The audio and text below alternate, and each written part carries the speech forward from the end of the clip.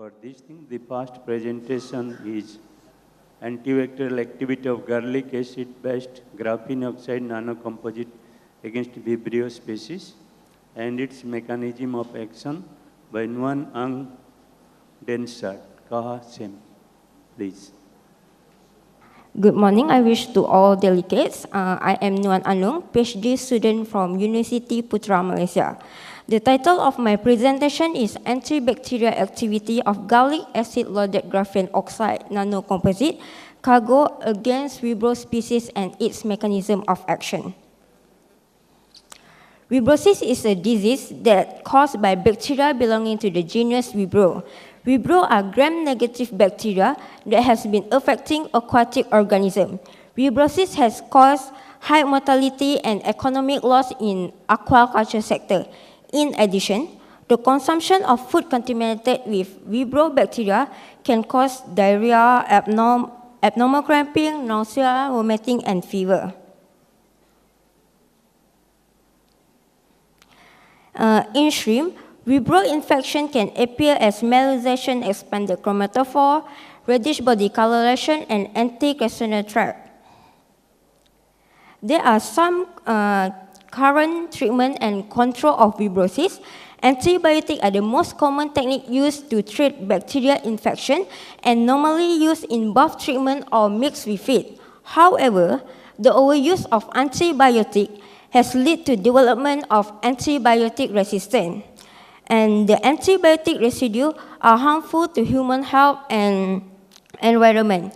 The alternatives such as vaccination and probiotic has demonstrated positive outcome in controlling vibrosis.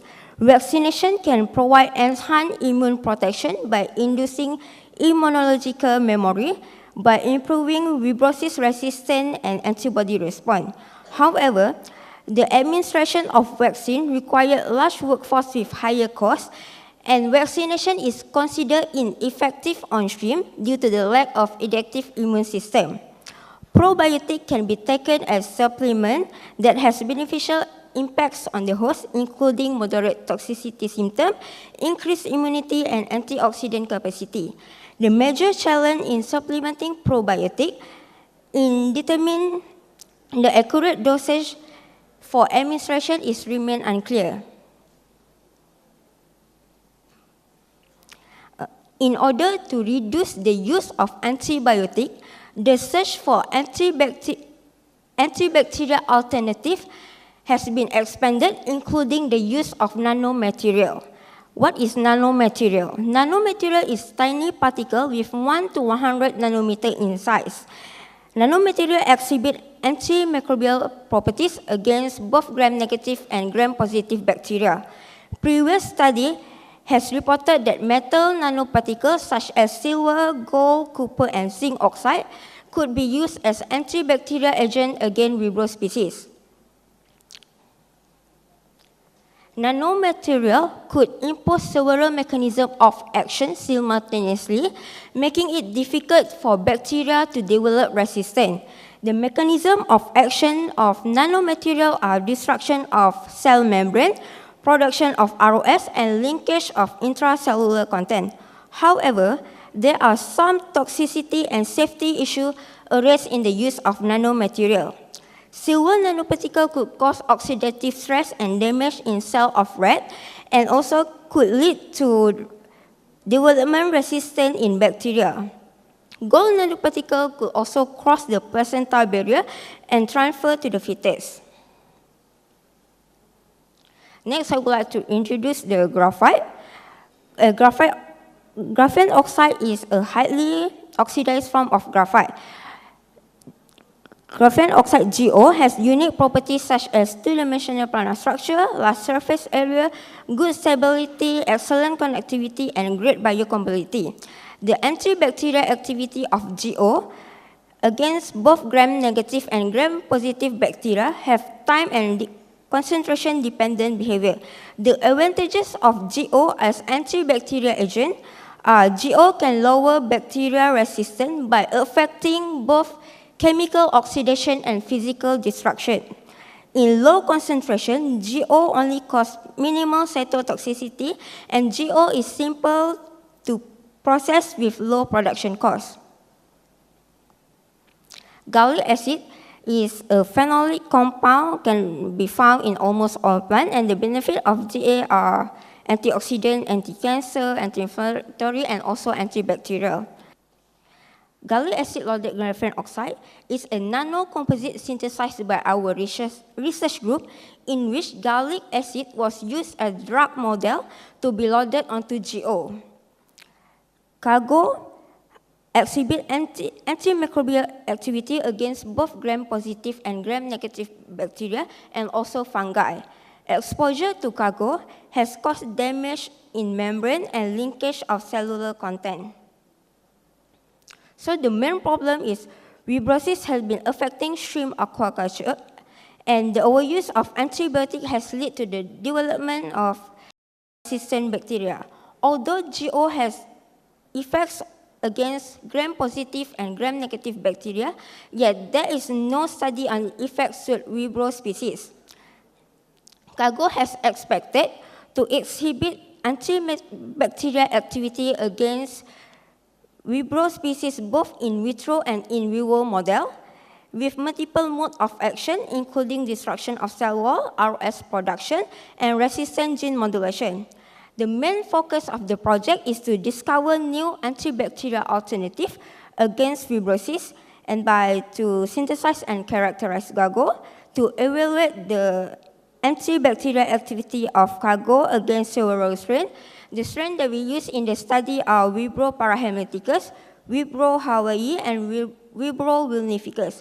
And the antibacterial activity of GO was compared to the conventional antibiotic oxytetracycline OTC.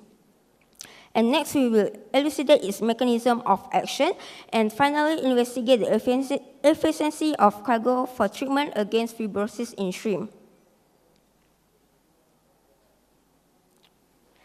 Next, in methodology, the first part is synthesis of cargo, followed by characterization. And then we have antibacterial test. And then followed by elucidate its mechanism of action.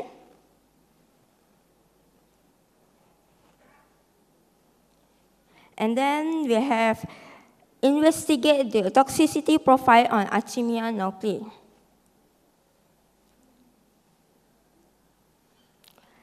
Next, from the result, we can say that cargo was successfully synthesized, and from the characterization result for UVVs, DLS, Raman, and FTIR, it showed that GA gallic acid was successfully loaded onto GO, forming cargo. And from FISAM observation, it showed that GO has large sheet with silk-like surface, while GA has crystalline structure. In cargo, GA was surrounded by GO, further proving that GA has been loaded onto GO, forming cargo.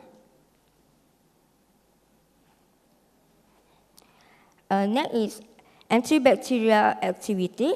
From this diffusion and CFU counting method, it showed that cargo was capable to inhibit all the strains and have 100% reduction in CFU, and it was comparable to the antibiotic OTC. There was significantly increase in CFU reduction over the time of incubation with cargo, and the majority of the cell death happened at the 4 hours, and it was comparable to the effects of OTC. Next, the bacteria treated with cargo show significantly higher in DNA and protein linkage compared to the OTC. And also, the bacteria treated with cargo also show significant compromised cell membrane, and it was comparable to the OTC. From previous study, physical interactions such as sharp edges on GO surface and charge transfer contribute to ROS production and oxidative stress. However, in our study, ROS was not produced might be due to the high motility of Vibrio that reduced the interaction of cargo with the membrane of Vibrio. Zeta potential measurement was used to analyze the charge on the outer membrane. The untreated cell has higher negative zeta potential due to Li polysaccharide LPS on the outer membrane, and the treated cell with cargo has lower negative zeta potential compared to the control due to the destruction of the cell wall. Next is FTIR analysis. This analysis was used to analyze the functional group present on the cell membrane. After treated with cargo, the intensity of peak will reduce, and the carbonyl group, which is essential for the stability of membrane, this has lost after treated with cargo. The loss of this important functional group has significantly impact on the lipopolysaccharide layer on the cell membrane. Next is CM observation. From the observation, we can say that the membrane of parahemolyticus become thinner and compromised after treated with cargo, while shrinkage in morphology was observed in Hawaii. Exposure to cargo has caused cellular linkage and damage to organelle. In contrast, OTC-treated cells of parahemolyticus alveolificus did not show any changes in morphology, while OTC-treated cells in Hawaii show milder internal destruction. From TEM observation, it suggests that cargo works better in compromising cell membrane compared to the OTC. And lastly, I have the toxicity profile on artemia. Cargo show compromising toxicity in which no complete mortality at highest concentration of cargo. And the unfilled artemia has empty gut, while the filled artemia have expanded and darkened gut, confirming the accumulation of feed. In conclusion, cargo exhibited antibacterial effects with Vibrio species by causing compromised membrane linkage of intracellular content, and ROS is not the mechanism of action for cargo in Vibrio. And the effects of cargo was comparable to the conventional antibiotic OTC, and cargo has promising toxicity in artemia. And that's all for me. Thank you. Thank you. It's time for question. We can receive 1 or 2 questions from the audience. Please raise your hands.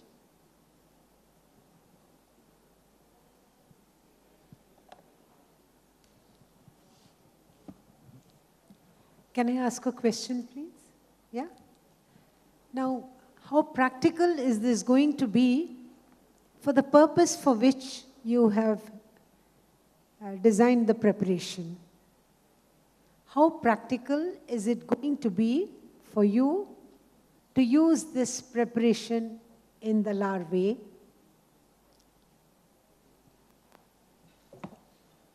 Do you understand my question? Yeah.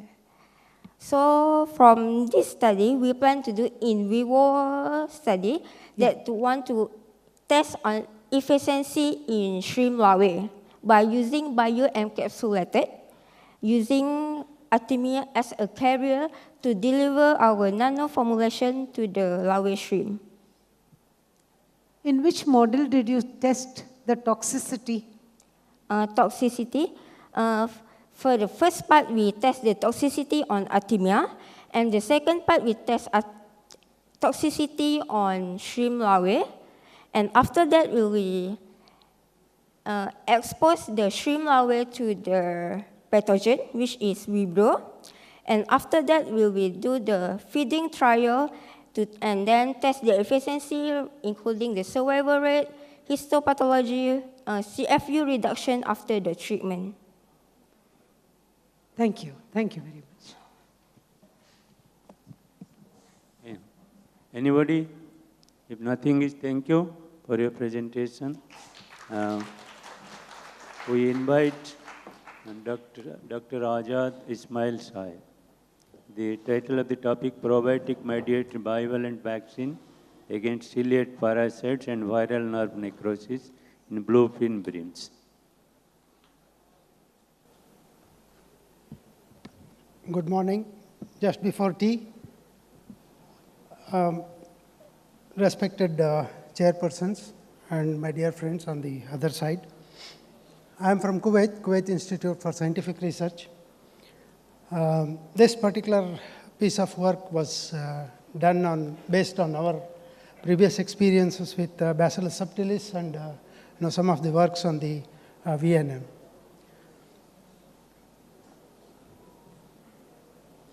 This is Kuwait, and you can see the two star marks where potential areas of aquaculture are located, and it is both of them are land-based aquaculture systems. We had sea-based cages and all those things, but that was destroyed during the Iraqi invasion in 90s. And right now, there are restrictions till it is cleared by the Ministry of Environment and Ministry of Science and Technology. There are areas like near our campus, which is shown by the arrow. We have identified some areas for cage installations. And these are the local species and shellfish species, fish and shellfish, which are the local resources, and also which include the research areas of Kuwait Institute for Scientific Research, the orange spotted grouper, Coides. Then we have the bluefin bream, which is Sparodontex hasta. We have silver pomfret. Then recently we have introduced barramundi from both Australia and India. We have recently started the Indian salmon aquaculture also. And the local species of shrimp is the rubian, they call it shrimp. It is the semisulcatus. Of course, there are two more species which were introduced. One is the Pinus vanami, and tilapia, which is not tilapia, in fact, the gift tilapia is not native to Kuwait. It was introduced and it is cultured in the northern areas where we have the aquifers of low salinity facilities. And this is a trend you can see in the production of total production and aquaculture production. In fact, you can see the dip during 91, which is because of the invasion, Kuwait invasion by Iraq. Then we had a little bit of a surge in the production, but it is steadily going down. And it is hardly about, say, 5,000 tons. We have aquaculture production of roughly about 500 tons of late. Now, what are the problems we see? In fact, we know that there is limited aquaculture, commercial aquaculture going on, and all our experiences are based on the facilities what we have in Kuwait Institute. And there is an aquarium, commercial aquarium run by the government, and we visit their aquarium also for troubleshooting problems they face. So we have the problem of cryptocarrion. Amylodinium is also there, but crypto is a major problem in both the commercial aquarium facilities and also our facilities. It is affecting a wide range of species, including groupers, which is very costly and high in demand in the market. Then we had VNN. A Japanese company used to run a hatchery within our facilities. They used to culture the European sea bream. And VNN was recorded in European sea bream in 2004. And after that, grouper, we have identified the problem in that, and it is now it is very much prevalent grouper, and now Asian sea bass is there with us. So these are all the problems with which we wanted to investigate into present topic. You can see the cryptocarrion infection in the sea bream and silver pomfret. We had the problem in silver pomfret also. Then VNN in grouper and sea bream. You can see that typical histopathological and molecular characterizations. Now, the background information what we had is based on our own facilities there. About 2,000 kg of the Kisser facility fish were lost due to cryptocarrion. Then we had grouper mortalities, grouper and even sea bream mortalities, larval stages. You know very well that the VNN is more severe on larval stages. So we lost about 300 to 400,000 larvae. And then we did some work on the autochthonous bacillus species in Sparidontex hasta, and we recorded a very good prevalence and in the gut of sea bream. So we wanted to take up that as one of the subjects for our investigations. Now, what was the question in our mind? Because we know the literature that the antigenic component, I antigen of the cryptocarrion or the ciliates is very important antigenic species. Then the viral growth protein gene of the VNN. These are the two candidates which are very important. Whether these can be used for manipulating the bacillus species for producing the antigen in them. Then we had another literature, this one on the amylase being produced by Bacillus subtilis. And then we have seen that persistence is very good in sea bream in our own studies. And also we wanted to see whether we could meet those challenges of oral vaccination, because oral vaccination is one of the the methods which is very much in demand and very much needed, because it counters several disadvantages of injection or bath vaccination. So antigen degradation in the gut, which is one of the important things. So that's why we wanted to use the bacillus species for countering that. And then we wanted to know whether there is mucosal response also. So with this in our background, in our view, so we wanted to take up this work. The species what we worked on is the Arabian sea bream. It's roughly about 100-day old. And then we used two tools which are for the I antigen and CPA antigen, which is available in the gene bank. And I'm not going into details of bacterial manipulations and all, because that's a separate issue altogether. We had two separate trials. One was for dose optimization. What's the dose of bacterial species we are going to incorporate into the feed? And the other one is the duration optimization. So we did about 10 to 5, 10 to 6, and 10 to 7 cell in the feed. And then after optimizing the dose, we could come to a conclusion that 10 to 6 cells is, it's not significantly different from 10 to 7. So we adopted 10 to 6 as an optimized dose, and then went in for duration optimization. And it's actually, there is some mistake there. It is 10-day, 20-day, and 30-day feeding. And later on, we took samples after 30, 60, and 90 days, and even up to 120 days sampling for efficacy evaluation. The efficacy evaluation we did with antibody titration, then immunohistochemistry. We did challenge, but unfortunately, we could not do challenge with the VNN because we didn't have the challenge material for that. But however, we did the antibody titers, and we did microbial gut load, how it is. And we wanted to know whether there is any impact of this particular manipulation of the bacillus on the growth or survival. And then we did some immune gene expression work also. So this is, in a nutshell, there was no difference in the growth or survival of any of these different doses. So, the 10 to the power 6, which is a medium dose, was used for the further studies. Then gut microbial load was also seen. You can see there is a significant increase in the gut microbial load in the all the three treatments, which is low dose, medium dose, and high dose.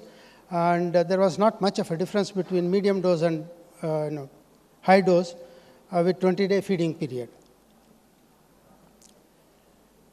You can see the post-vaccination the dose, depending on the doses.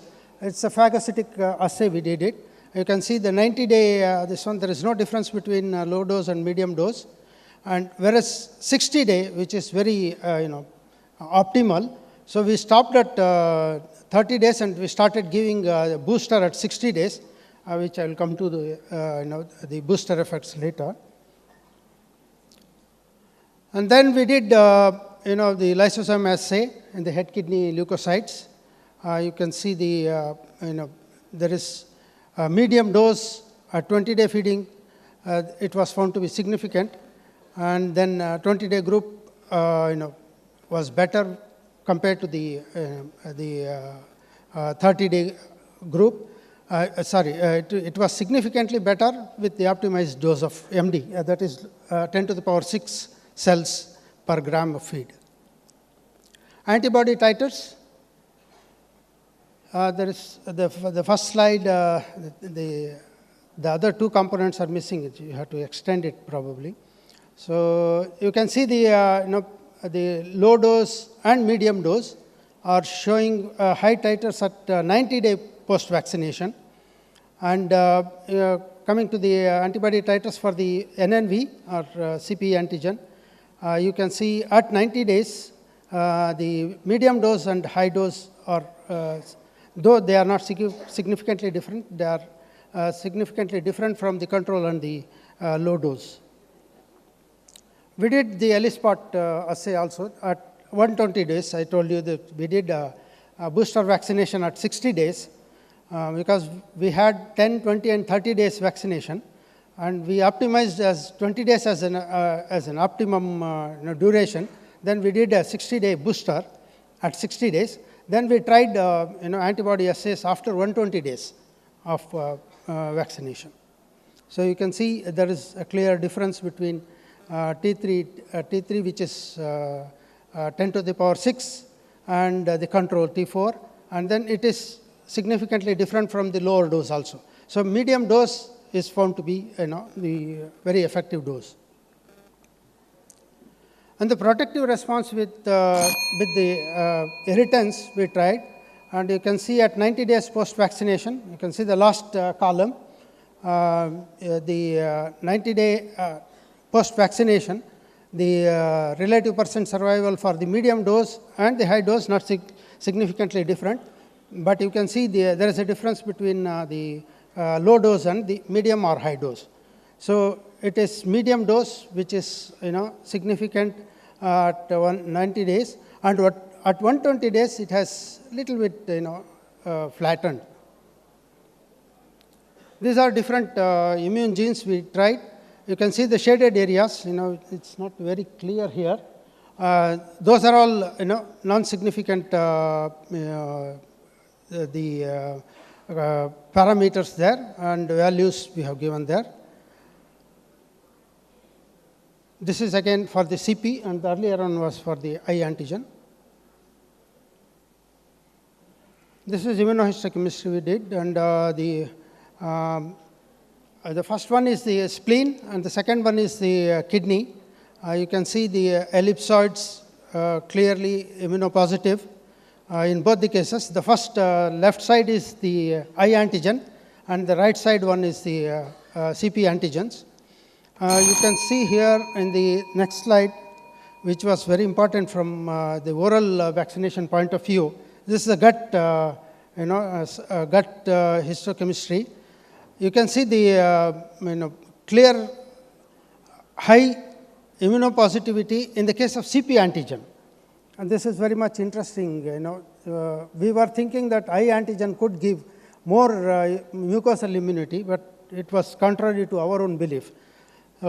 This is, this is the thing which need to be, studied further. In conclusion, we have different doses, we said, and in that 10 to the power 6 was the optimum dose, and then 20-day feeding period was the optimum feeding period. So we need to continue on a pilot scale evaluation whether this can be used at the field level. And we are in touch with different institutions in India also. So probably we will be going ahead with the pilot scale evaluation here. Thank you very much. Thank you, Siva, and thank you, DAA, for the opportunity. Thank you, Doctor. You have any from audience, any question, please, one or two? Yeah. Anybody? No? Yeah. Please.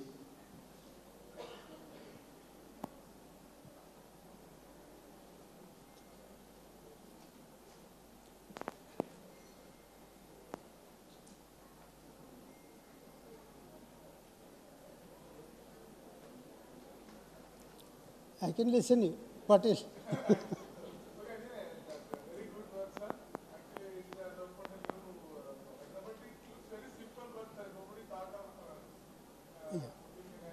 In the bacillus but the only thing is you have basically shown the survival of the antigen in the gut. That is the biggest difference here. So are there any other examples of any other antigen incorporated in this other than fish? Any other? No, I showed you one of the examples where it is not the antigen, it was for the amylase. Alpha amylase was, There are several other things where bacillus is being used for as a, as an instrument. So we can use antigen, any antigen also to load antigen in the. I don't know. We will have to see. I don't know, because I don't know whether I have opened up or I have just entered into controversy, because you know that genetically modified organisms, whether we can use them or not. Those are all the things which we have to think. It's a policy matter. Thank you. Anybody? No question? Okay, thank you, Doctor. Thank you very much. So now, again, the first presentation is field evaluation of nanobubble-based non-invasive vaccination approach for preventing streptococcuses in tilapia by Tian Bin. So I request the presenter, welcome, and stick to your time, please. Thank you. Good morning, everyone. My name is Lan. I'm a postdoctoral researcher at Asian Institute of Technology, Thailand. Today, I'm presenting on our behalf of our team to share our work about field evaluation of nanobubble-based non-invasive vaccination approach for preventing streptococcuses in tilapia. Let's begin with important and rationale. Tilapia is a key aquaculture species. It's fast-growing and affordable protein source. One of the biggest challenges in tilapia is Streptococcus agalactiae, and it leads to the use of high antibiotic use and with the high mortality, and contribute to the antimicrobial resistant AMR. Vaccination is one of the effective alternatives to antibiotics. There are three main vaccine delivery methods: injection, immersion, and oral. Injection is effective, but they are labor intensive and straight for fish, and also not suitable for small fish. Injection and immersion offer the practical advantages such as labor cost, less stress for fish, and mass vaccination for fish. Immersion vaccination also offers the advantages in the initial priming of the immune system before stocking to the fish, and oral booster also offers the advantages when the fish already been stocking into the farming system. However, immersion vaccination, they have their own limits by lower antigen uptake and lead to the weaker immune response. To address the challenges, our team would like to explore a new technology to improve the antigen uptake and maximize the protection. Also, make it easier for small-scale farmers by the technology nanobubble-based vaccination. So, what are nanobubble?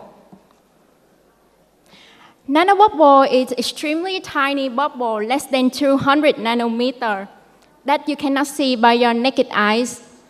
Nanobubble is very small, tiny, so they have a very high internal surface, internal pressure, and neutral buoyancy that they can stable in the water for very long time, for hours or until days or even days. That they instead even days, and especially natural nanobubble have the positive charge that can apply in our vaccination. Nanobubble can be generated by different gases, and nanobubble, oxygen nanobubble, or ozone nanobubble. Another key component that we use in our strategy is cathosan. Cathosan is derived from the chitin, important component from the crustacean shell. They are biodegradable, mucus adhesive, and cathosan is also used a lot in aquaculture to enhance growth rate in the fish or push the innate immune system. Important is cathosan have the positive charge that allow them to attack to the negatively charged of bacterial cell. In previous our key finding, we found that first, ozone nanobubble revaccination can stimulate the immune gene expression approximate 2 to 6 fold change, improve the vaccine uptake, and lead to enhance the protection. The second explore, we found that we've explored how changing of the surface charge of the bacterial cell can improve the antigen uptake. This figure explains the hypothetical mechanism of affinity attachment of 3 components that I have introduced before: nanobubble, cathosan, and vaccine. First, when the positively charged of cathosan were added into the water containing abundance of negatively charged of oxygen nanobubble, it rapidly formed the oxygen nanobubble complex, oxygen nanobubble cathosan complex. It means the cathosan encapsulates the surface of nanobubble. Next, when we introduce the vaccine into this complex, this complex encapsulates the vaccine, the bacterial cell, that forming the oxygen nanobubble cathosan vaccine complex formula. This process shifts the vaccine particle from the negatively charged to the positively charged and increase the affinity attached to the negatively charged of the fish mucus. From this result, we found that the oxygen nanobubble cathosan and vaccine complex enhance the antigen uptake, improve the efficacy of immersion vaccination. So, what next? Next is we would like to bring this technology into the field. We want to test 2 nanobubble-based vaccination strategy. First, oxygen nanobubble cathosan vaccine complex. And the second strategy is ozone nanobubble pretreatment, followed by the oxygen nanobubble cathosan vaccine. And both strategies were combined with oral booster to enhance the antibody response and maximize the protection. Our main goal is to identify which nanobubble-based formulation will perform the best, and adapt this nanobubble technology vaccination strategy for commercial use in tilapia farms. Let's look at our experimental design. We stock the fish around 30 grams. We use the fish of size around 30 grams, and the fish number is around 1,500 to 2,000 fish per K for 3 replication. We have 3 groups. Group 1 is control, no vaccine. Group 2 is oxygen nanobubble catosan vaccine. And group 3 is the ozone retreatment, followed by the oxygen nanobubble catosan vaccine. We did the oral booster on day 28 and experimental challenge test on day 60.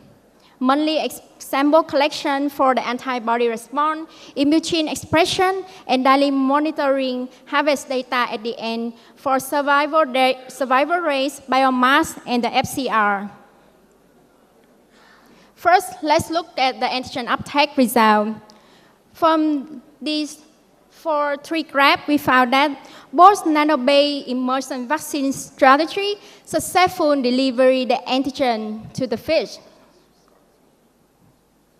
For the antibody response in FAM 1, FAM 2, and FAM 3, we found that the vaccinated group saw higher IgM response with significant difference observed in the ozone retreatment, followed by the oxygen nanobubble vaccine compared to the control group in vaccine 1 and in FAM 1 and FAM 2 on day 120. For the vaccine efficacy result, we see the mortality was significantly lower than the control group compared to the control group. In lower mortality in unvaccinated group compared to the control.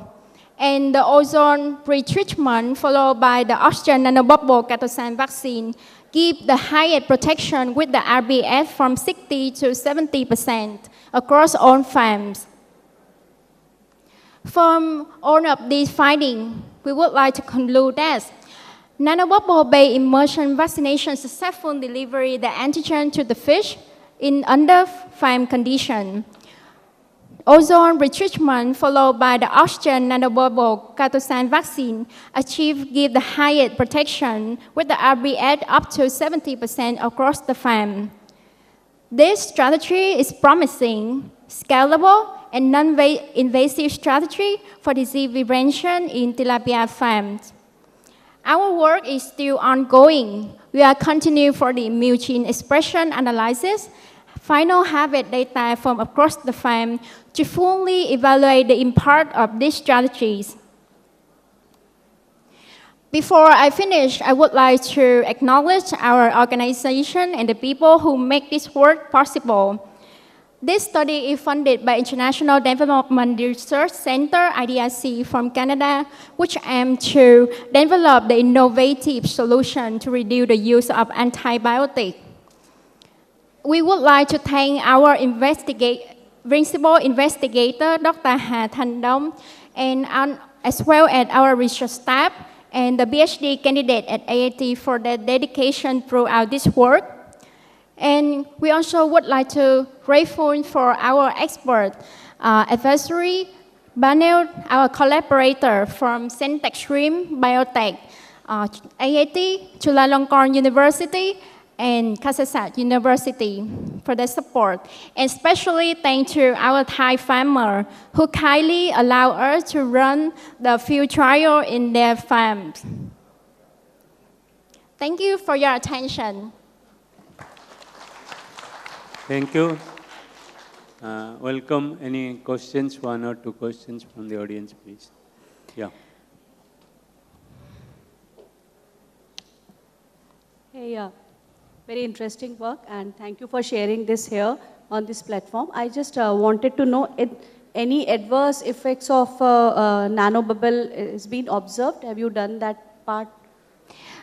In first, our IDRC project, we already test the safety test for the ozone nanobubble on the fish gill, and we also observe the timing that should conduct the ozone nanobubble for the fish. So we make sure that this timing and this ORB is safety for the fish. Okay, thank you. Thank you. Thank you.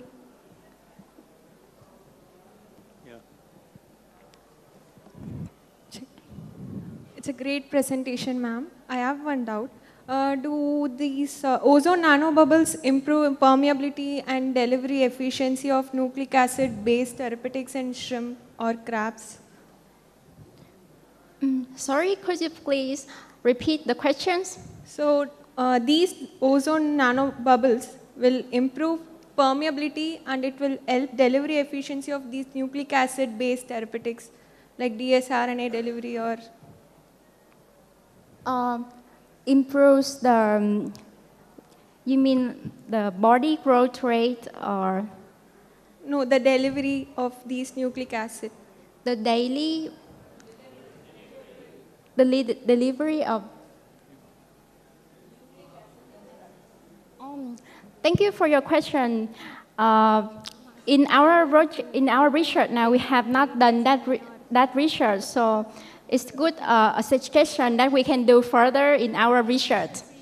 So now I could not answer the question. May I translate for this? So she asked about the efficiency of the vaccine, right?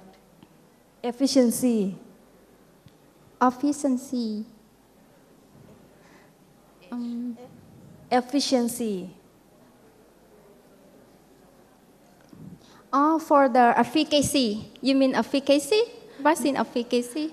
No, how you evaluate the vaccine, how the quality, how the efficiency to against the disease. For the evaluate the vaccine, for every time we make the vaccine, we test the inactivated vaccine, and second, if we already RAM staining. Is it streptococcus agalactiae that we did or any contamination? So every process that we make the vaccine, we always evaluate the vaccine. Is it good quality to conduct in the field?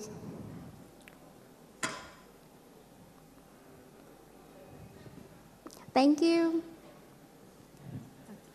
Can I have, hello? I would like to ask a question regarding the duration of immunity.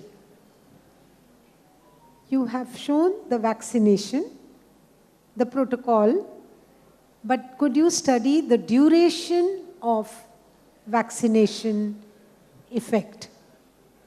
The immune response. Yes. How long does it persist when you vaccinate? Thank you for your questions. For our research, we did monthly sample collection for the immune response. So follow through the harvest time of the farm, and we follow through the every monthly. So we collect the serum every month until day 120, and in the month number 5, the farmer starts to harvest. But before that, on day 60, we also evaluate the vaccine efficacy by the experimental challenge test in the lab. So I think, and also immune gene expression. For all these of the result, we suppose that that's enough for evaluate of the vaccine, our vaccine. Because with 70 as the RPS, 70 which you got is an excellent RPS. So did you follow it through the entire culture or was it for a limited period? That is what I wanted to know. Was it for some period that you did the experiment or did you follow it through the entire growth cycle of tilapia?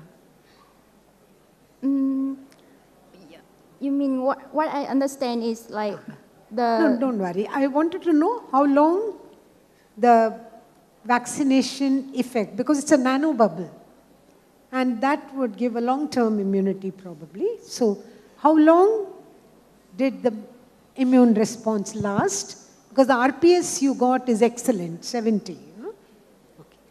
Thank you very much. Excuse me, may I have to answer the question? Okay, so you know, Streptococcus is a disease occur in summer season. So now with the vaccination, we are trying to protect the fish during the hot season. It's around 3 months. Okay, so try And the first vaccination normally is can help to protect the fish for 1 month or more than 1 month.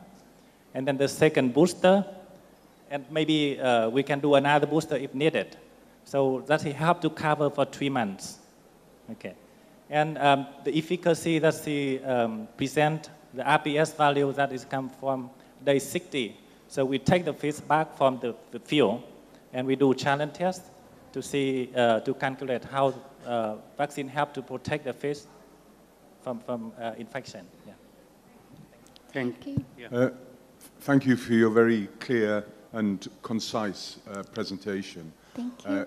Please excuse my question. I'm not familiar with the technology, but what does the vaccine look like practically? And what is the dose? For example, does it come in a small vial? Does it come in a liter container?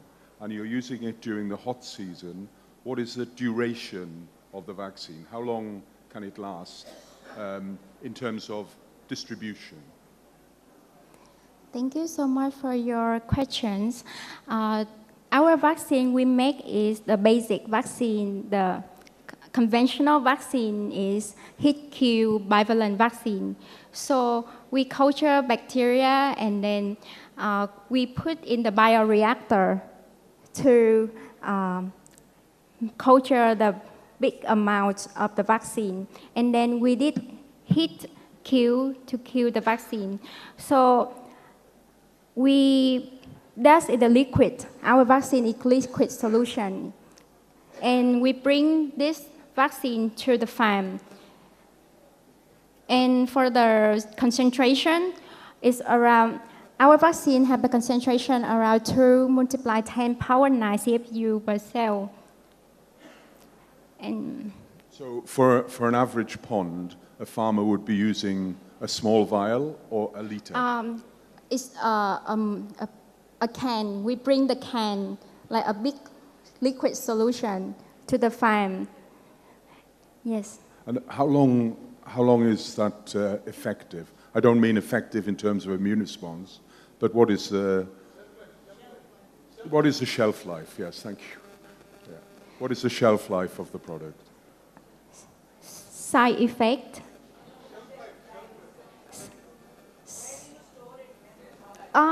Storage. Thank you. We keep in 4 degrees. We keep in normal fridge in 4 degrees. So the farmer can easy to use. We just bring the vaccine and they can keep in their fridge. But actually, when our team come, we did the immersion vaccine and we bring freshly the immersion for immediately use. Thank you. Can I help to address a question? Actually, this is to prove of the concept. So normally we use the vaccine freshly prepared and we keep from not more than 1 month, and that is still in the liquid form. But recently we have the system to concentrate the vaccine. So, and the next step we're going to make a lyophilize and make it to become powder, so easy for transportation and preservation. Yeah. And why we go with HIT-Q, you will see that a lot of work focus on formalin Q vaccine. And this one, you need to have the system to remove formalin, and you need to have a lot of infrastructure investment on that. So we try in the different way. We go with HIT-Q vaccine, so we don't need to remove, we have the system to remove the residue of chemical. So that's the basic, that's why we're working with HIT-Q vaccine. Yeah, thank you. Okay. Sorry if I can just comment on that. Conceptually, I find it quite difficult to lyophilize nanobubbles, but that's a technology that already exists. Okay, sorry to make confusion. Nanobubble, we're not going to lyophilize the nanobubble. We lyophilize the vaccine. Okay, but the vaccine and nanobubble are different components. So when you generate the bubble in water, you have the water bubble, and then you have the way to formulate it at the farm site to make the nanobubble vaccine complex. Yeah, and then immunize the fish in that one. Yeah, thank you. Okay, thank you. Thank you. I think we'll stop here, the question and answer. We'll go for the next presentation. So next presentation is by Dr. T.J. Abram from West Bengal University of Animal Science and Fisheries. Assessment of biological responses, accretions, depletions of residues of determination of the withdrawal period of Nile tilapia Oreochromacin niloticus, administered dietary antiparasitic drugs, leferans. Dr. Abraham, please. So good morning, everyone. So I am Dr. Abraham from West Bengal University of Animal and Fisheries Science University. So I have been here thanks to the SIBA for the presentation carried out under the All India Network Project on Fish Health. Of course, this work is a part of 3 institutions. One is from my side, another one is from the host institution, and third one is from CAFT, and compliments to them. So I'll be presenting my work which has been carried out on Nile tilapia. Okay, the second work on this today's presentation, followed by this vaccine nano bubble, which has attracted more curiosity among the participants. Okay, so I'll be presenting on the assessment of biological responses, accretion, depletion of residues, and determination of withdrawal period in Nile tilapia, administered dietary antiparasitic drug lefinuran. Possibly Dr. Rajendran sir speak, the lead lecture, but there was a mention on lefinuran, and based on the in silico analysis and molecular docking, so they were able to identify that it can be possibly useful for the EHP containment. And of course, let me go into the subject. Okay, so this is regarding aquaculture. Throughout the world, as per the FAO report, 2024 report, we have been using around 730 aquaculture species cultured in both the different, of course, a different aquaculture system. And when you are seeing the production-wise, okay, the carps are the dominant, followed by carps, carps followed by catfish. Then comes the cichlid, and among the cichlids, the Nile tilapia is one of the dominant group, okay, which comprises around 5.3 billion production. And of course, with the increase in intensification, we have been experiencing increase in disease outbreak, and we were able to work out in Indian conditions on the economic loss. Okay, in India, we have been losing around 2.48 billion US dollar, roughly works out to be 18,000 crores, and which is amounting to 14.95% of the total aquaculture production value. And among the diseases prevalent in Indian condition, particularly in the freshwater system, that parasitic diseases are the most important, and which contributes around, of course, the disease incidence around 46%. And in terms of economic loss, based on our calculation, it works out to be around 7.07% of the total aquaculture production value. In terms of economic value, it is around 70, which is far less than the multiple etiology, which was the point of discussion since the day one by Dr. P.K. Sago, the director of SIBA. And of course, here I'll be presenting on the lefinuran and antiparasitic agent. Of course, in India, this is not commonly used, but many other anti-parasitic drugs are used. And for the production of 1 ton, so the Indian farmers are using around 14 grams of antiparasitic agent put together. And here, the presentation here is on lefinuran, and it is a benzoyl phenylurea group. Okay, it is basically an insecticide and used as a veterinary drug for the treatment of sea lice in farmed salmon. And of course, the mechanism of action of this particular drug is it disrupts the chitin synthesis, and it is a recommended chemical for using salmon aquaculture at a dose of 5 mg per kg biomass per day for about 7 days. And it has been used for the containment as well as management of argillus. Of course, the report is 2003. It has been used in aquaculture way back to 2010. And of course, it is one of the registered products in salmon aquaculture in Chile since 2016. And it has got an MRL value of 1,350 per kg, microgram per kg. And toxicity has been evolved by FAO, and the reports are available since 2015. And as far as the research gap is concerned from the tropical aquaculture system is that there is a lack of data on the safety, efficacy, particularly on the residue availability and withdrawal period. Okay, so this is what important to comply the national and international regulatory bodies. And our aim in this study is to assess the safety as well as biological responses of the fish. Okay, and whatever data generated that has been put to assess the risk by integrated biomarker response. And we also evaluated the elimination half-life plus withdrawal period. So let us go into the result. Okay, so this is about our experimental fish. As I said, it is Nile tilapia. Juvenile was used, around 15 gram size. And we used lipineuron sourced from Sigma. And this is about our experimental design. Okay, so we used 3 treatment group, control group, okay, 1X group, that is a recommended dose group for about 7 days.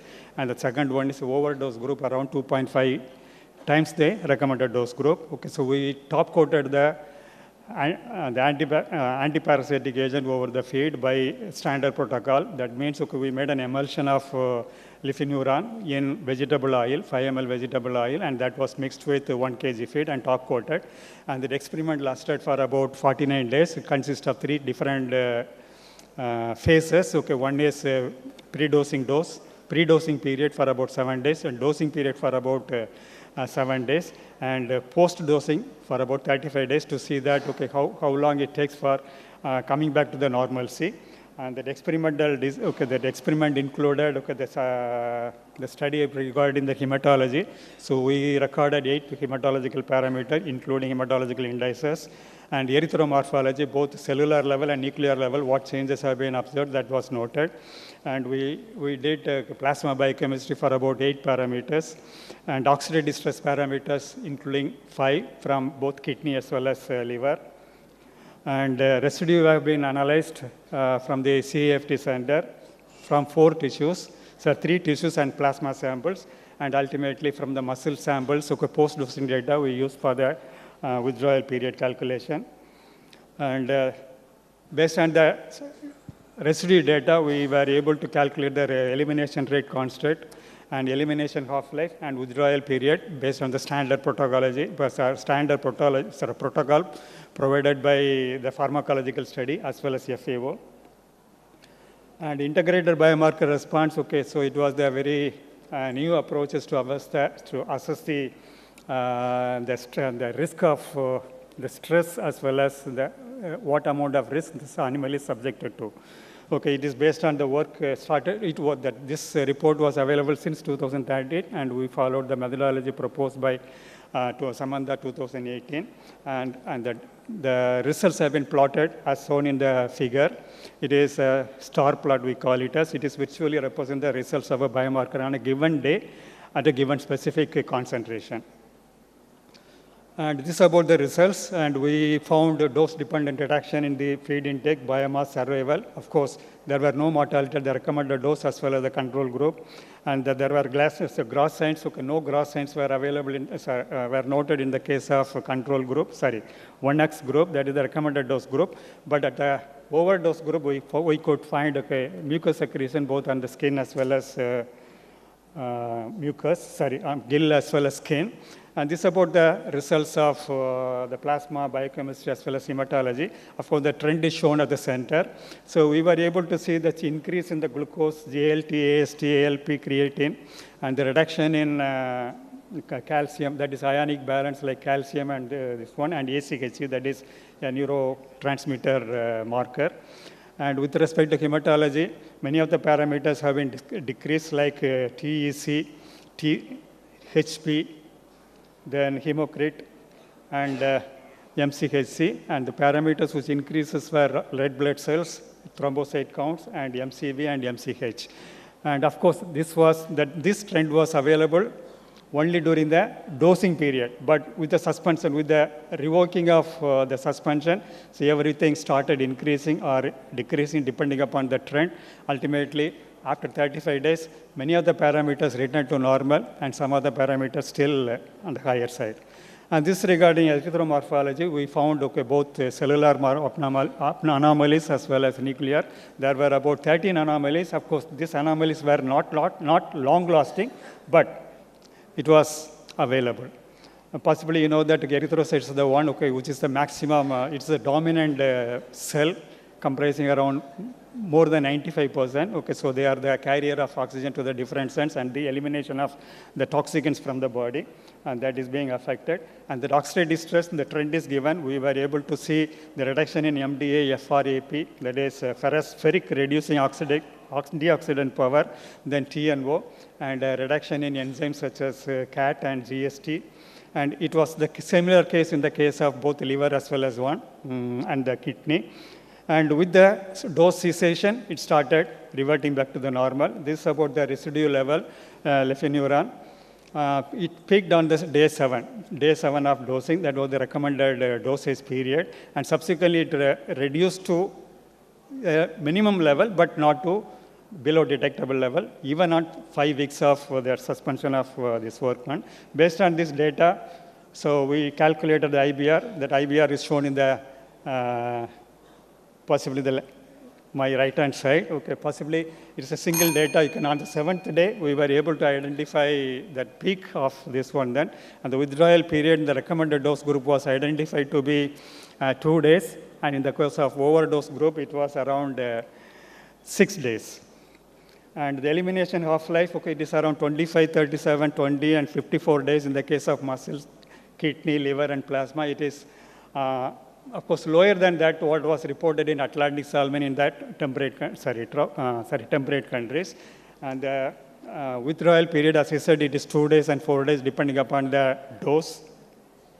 And regarding the conclusion, okay, what we could able to arrive here is that of course, the drug is not being utilized in Indian condition, but it has got a promise. So when we use, okay, there was a dose-dependent reduction in the survival, feed intake, as well as biomass. Pathophysiological changes have been reported. And hematological changes, erythromorphological, of course, they are all reversible. Oxidative stress and higher IBR score and residue accumulation, it was persisting even after 35 days of suspension of this one then. Of course, dose-dependent variations were available. And our results indicates this can be safely used, supported by the observation from the Dr. Rajendran. Of course, it is safe for tropical aquaculture.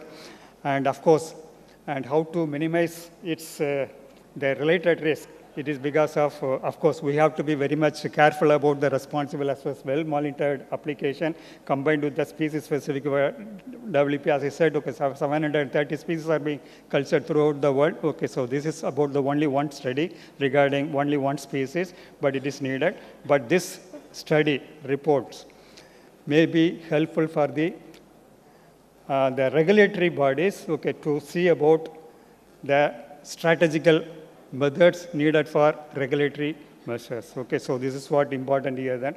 So this forms a base studies for formulating regulatory studies. That's what important in our Indian conditions as well as some of the conditions, Asian countries like the major aquaculture producing countries.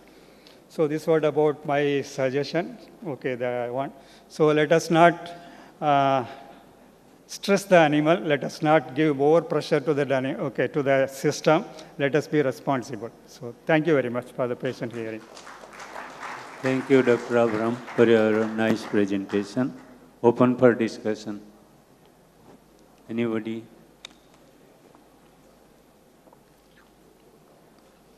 Yeah. Okay, thank you. Thank you very much. Okay, hello, Jawahar. I have one question for you.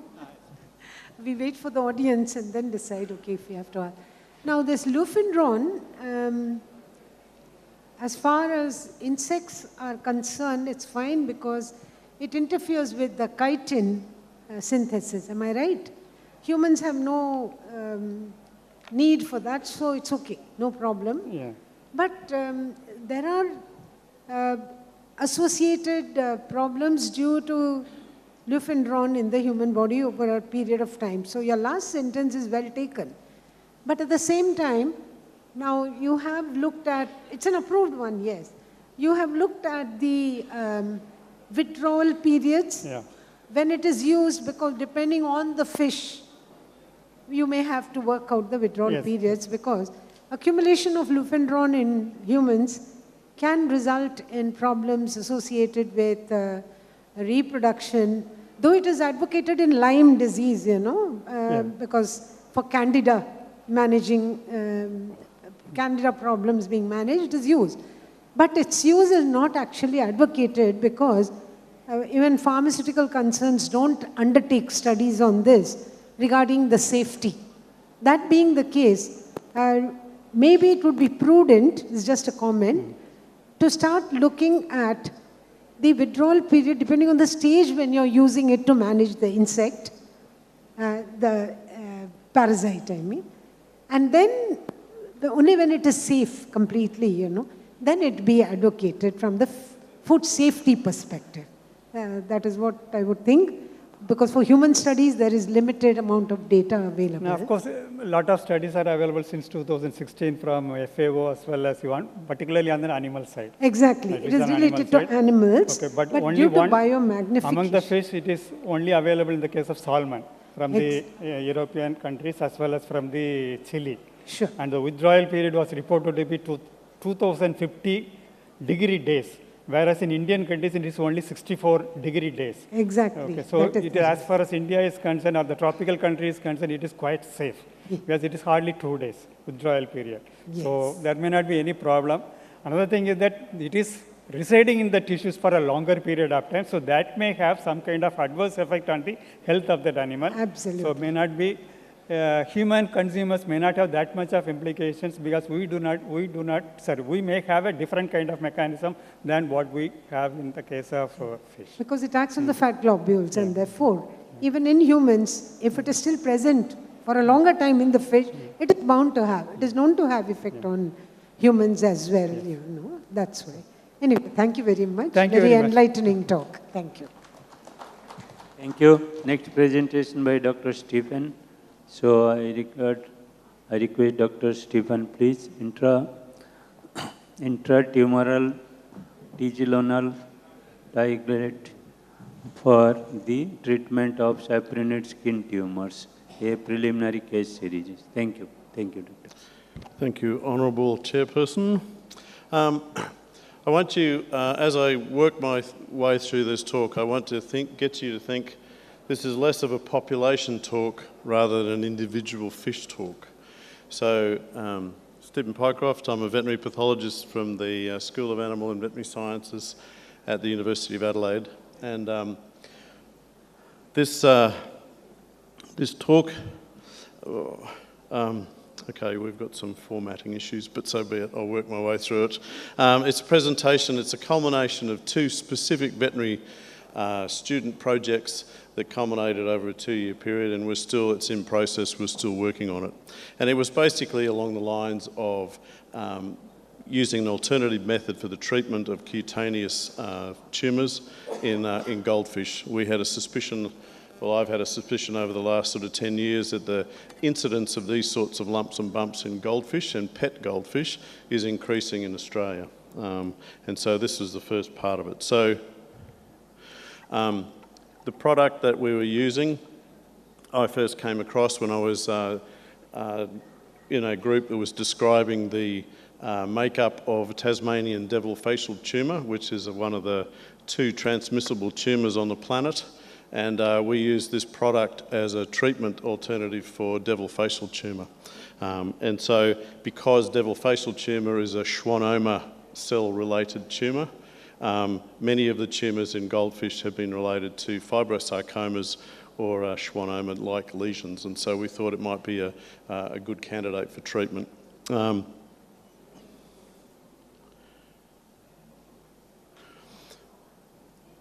I guess the question I was asking myself, and particularly in this forum, is you might be thinking, why would you want to treat a tumour on a single goldfish? 1 in 3 households in Australia has a fish tank, and the pet population of fish in Australia is growing. COVID really accelerated that growth, and I think globally as well. So the product we're using came from Fontania picosporum, which is the blushwood tree in the rainforests of North Queensland, and it was discovered by a group called Q-Biotics, and the principal of that company is a plant ecologist, and he was trying to find how do plants survive in a rainforest and distribute their seeds and fruits so they get maximum production of coverage.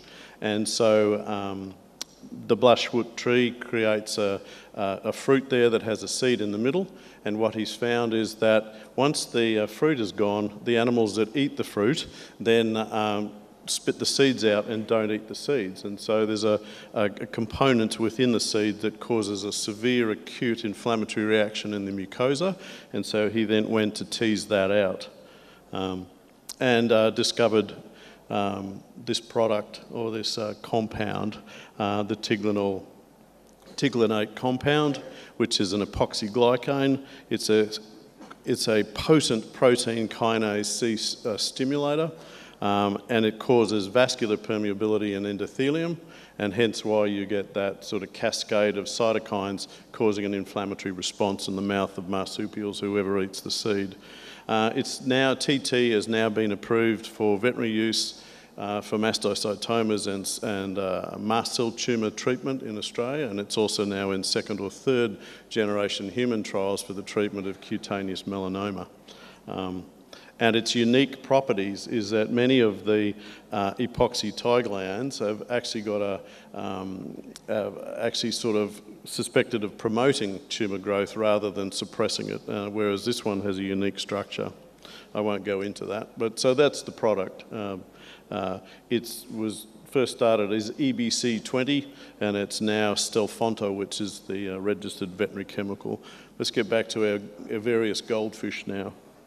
So many of these fish will develop these proliferative growths on the skin. They tend to be subepithelial growths, and in general sort of surveys, they have the highest prevalence in koi carp and then in goldfish. Basically, fibrosarcomas, neurofibromas, and schwannomas tend to be the diagnosis, but it is very frustrating without a very good multiplex immunohistochemistry panel to actually put a name on these tumours. And it's, again, this is other work which I won't report today, but we're working our way through developing a panel to do the diagnostics on these tumours, because I suspect from this tumour trial that there is a difference in response to the tumours. So it'll be nice to know. Here's a bit of a literature review on the individual reviews in goldfish about the different tumour types. It's pretty sparse, and that was one of the other things that we wanted to try and capture in these research. Most of the cases, as I've shown before, tend to come under that sort of category there of classification. So the purpose of these two projects, and the students in the fourth year of our veterinary degree have to do a clinical research project for 12 weeks, and so it's a pretty intensive sort of study, and so we try and find them sort of neat little niche projects to do. So the first project, the students wanted to see, well, we have an understanding there's an increase in prevalence of tumours. Let's create a survey, an online survey, and see what the prevalence is. We wanted to record the efficacy of Stelfonto in the treatment of these tumour types. We wanted to try and work out a best method for application and then assess post-treatment.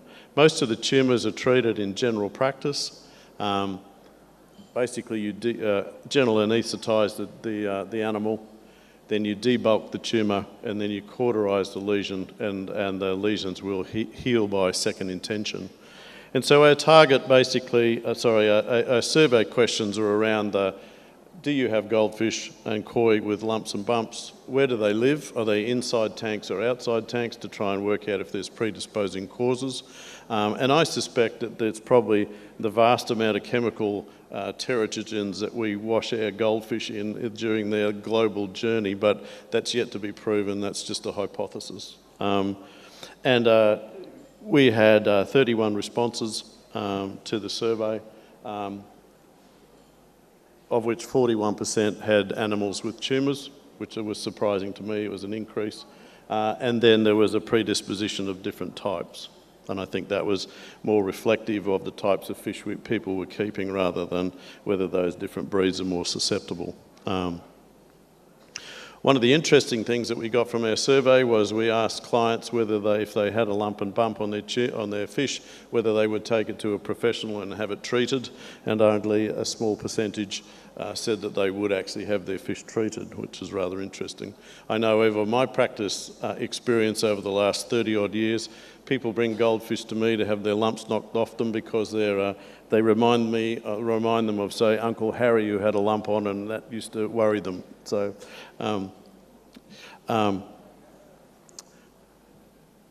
so that was basically the methodology for the treatment and getting the dose rate right. Again, I apologise for the formatting issues here, it's less clear. Basically, we had animals brought to us as clinical cases by clients. We would have them, we would put them under general anaesthesia and then measure the tumour size because that's important for the application of Stelfonta. We would then apply the drug into the tumour itself, and we also took a biopsy to do some histological classifications of these lumps. So this is the dose optimisation. One of the things that we've seen over the years is that the application in dogs for cutaneous tumours is a little bit different to the application in horses, and horses respond a lot more vigorously to the treatment. And so we were suspecting that we might have to reduce our doses from the dog calculations to at least by 30% in the horse space, or even more so in the fish space, because fish rely primarily on their innate response, and that's where this product targets. So if you look at the website for Verbac, who are the people that market this product now, they give you a whole way of application and tumour dose rate calculation, etc. So it literally is on the volume of the tumour, you halve that, and then that's the dose rate, and you need to spread it around because you need to get to all the vasculature in the tumour for a correct effect. So here's our first case, Kevin the Comet, his name's there. He was a 440 gram comet with quite a number of lesions. We basically treated his large lump in the first instance, and so measured the volume and then calculated the dose and injected and I literally had a 1 mil syringe and a 25 gauge needle, and I just poked it around various parts of the tumour, and then we noticed the effects. Within 20 minutes, you can see the tumours change, and this is what we found in Tasmanian devils as well. So you need to get it into the body of the mass, and so this is a plot of Kevin over the next 30 odd days. And you can see a change, and you'll notice in day 2 to 4 and then 7, etc., there's some significant wheeling around the edge of that lesion. The tumour has died, and that's the white necrotic area, and then day 9 or 10 we debrided it and started a topical treatment, which is this product here, which is a product for treating otitis externa in dogs. It's a mixture of those components, and the prednisolone is your anti-inflammatory product, which would work particularly well in reducing the inflammatory response. Kevin's first tumour, here's a section of multifocal dermal neuroendocrine-like sarcoma is what I came up from a diagnosis, and the reason why I decided it was a neuroendocrine is because we had a lot more vacuolation, cytoplasmic. But again, without an immunohistochemistry, it's a bit of a punt. So then Kevin, 2 years later, for the second project, and the key thing I want to sort of show you here is that white spot just on his shoulder there is the remnants of the first tumour. So it cleaned up, fibrosed and scarred particularly well. Students in this project plotted the numbers of tumours, so you can see the numbers on Kevin there. We only treated 2 or 3 of his lesions. And the important part here is that right-hand side column where we're talking about the volume of product delivered.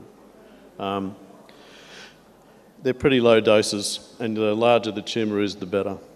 This is important when we look at some of the other fish that we've treated.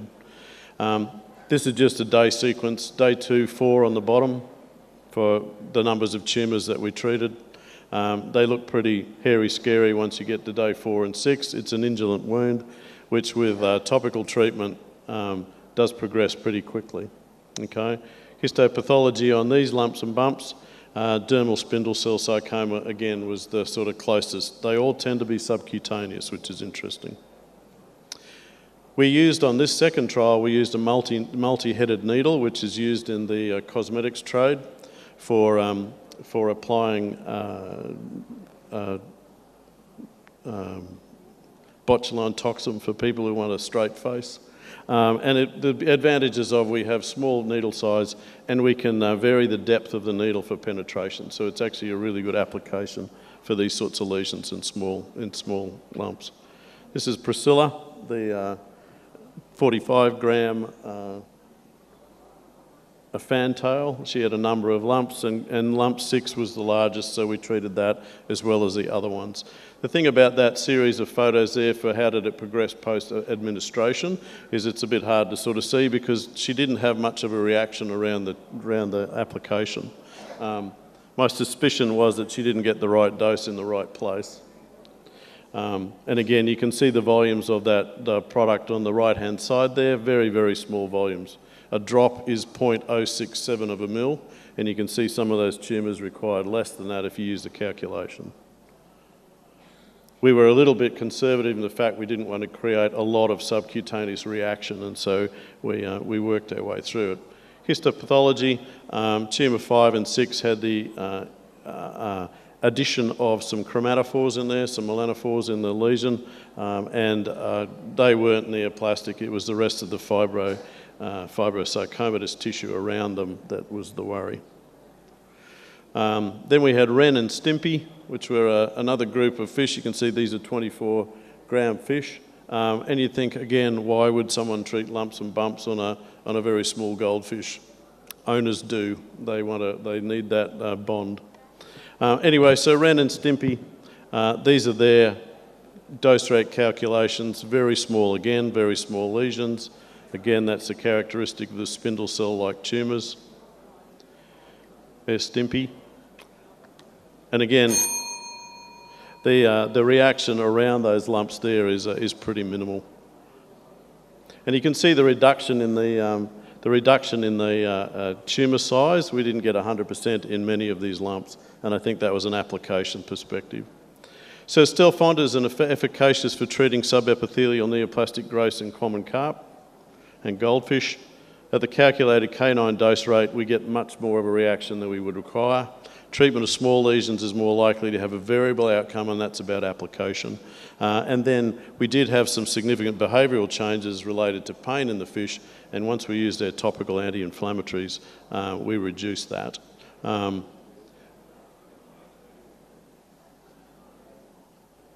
Thanks for listening, and those are my contacts. Thank you, Dr. Stephen, for your nice presentation. So looking for your 1 or 2 questions from the audience, please. Yeah. It's a very interesting presentation to see all these tumors being treated in pets. Just wanted to know if you have such small volumes, do you not dilute the injection and inject a volume that is more in your control? Yeah, good question.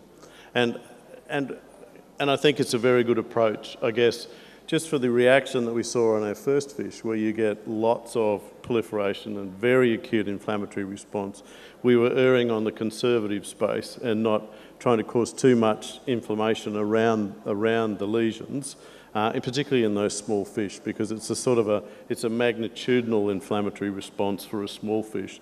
So, but I think you're right. We will end up setting a sort of a control dose for all, and then really looking to support those fish as you get a slough and an indolent wound. Good question.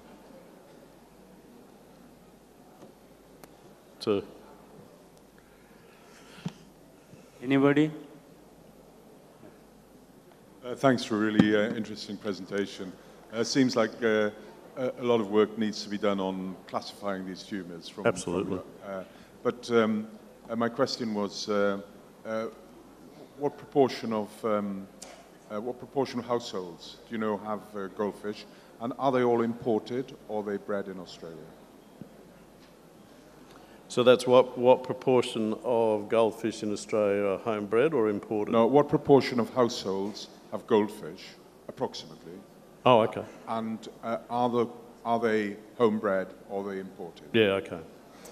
I'll answer the second one. Most of them are imported. So The quality of goldfish, if you're a goldfish aficionado in Australia, is reasonably low in the homebred ones. Most of the really good, top quality show type fish in the ornamental space are imported fish. And then the first question was, so they're not homebred. What percentage of households have goldfish? My suspicion is that at least 50% of ornamental fish tanks in Australia are goldfish alone. It tends to be the entry point for most people who are going to then go on to have the aquascape tank and the CO2 machinery and the whole 9 yards. So my estimate would be about 50%, but it might be higher.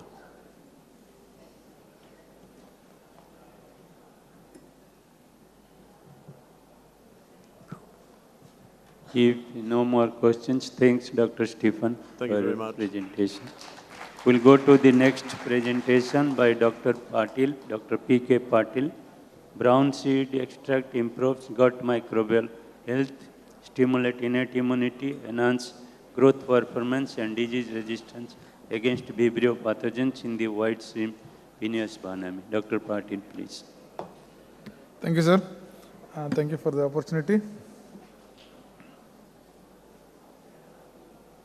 Okay. As you are listening for the last 3-4 days, I just want to take 2 minutes for the basic introduction. Like for example, we have done a lot of studies, as Mohan sir has said, in the last 50 years. Maximum effort is on diagnosis, understanding the pathogenesis, understanding the disease, environment like that. And to our surprise, compared to animal science, very less effort is on development of therapeutics. And I wish that at least in the last 5 to 10 years, we have initiated in India the national projects in which new generation of therapeutics can be generated with international guidelines and with approved for therapeutic purpose. So I wish at least in DAA 13, in the next, there should be one section. In this also, we have a section diagnostic, prophylactics and therapeutics. This session is like this. If I wish in future there should be a session called aquaculture medicine, aquaculture vaccines. Like that, there should be a sessions wherein we should have more and more papers, more and more research articles and research on the specific therapeutics, just like aquaculture medicine.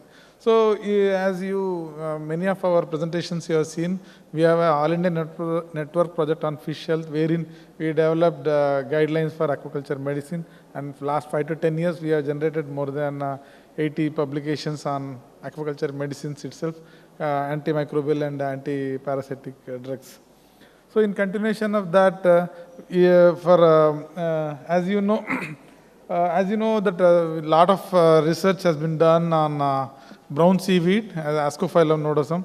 So this brown seaweed is very extensively be studied over maybe 25 to 30 years, but it is extensively being used in agriculture.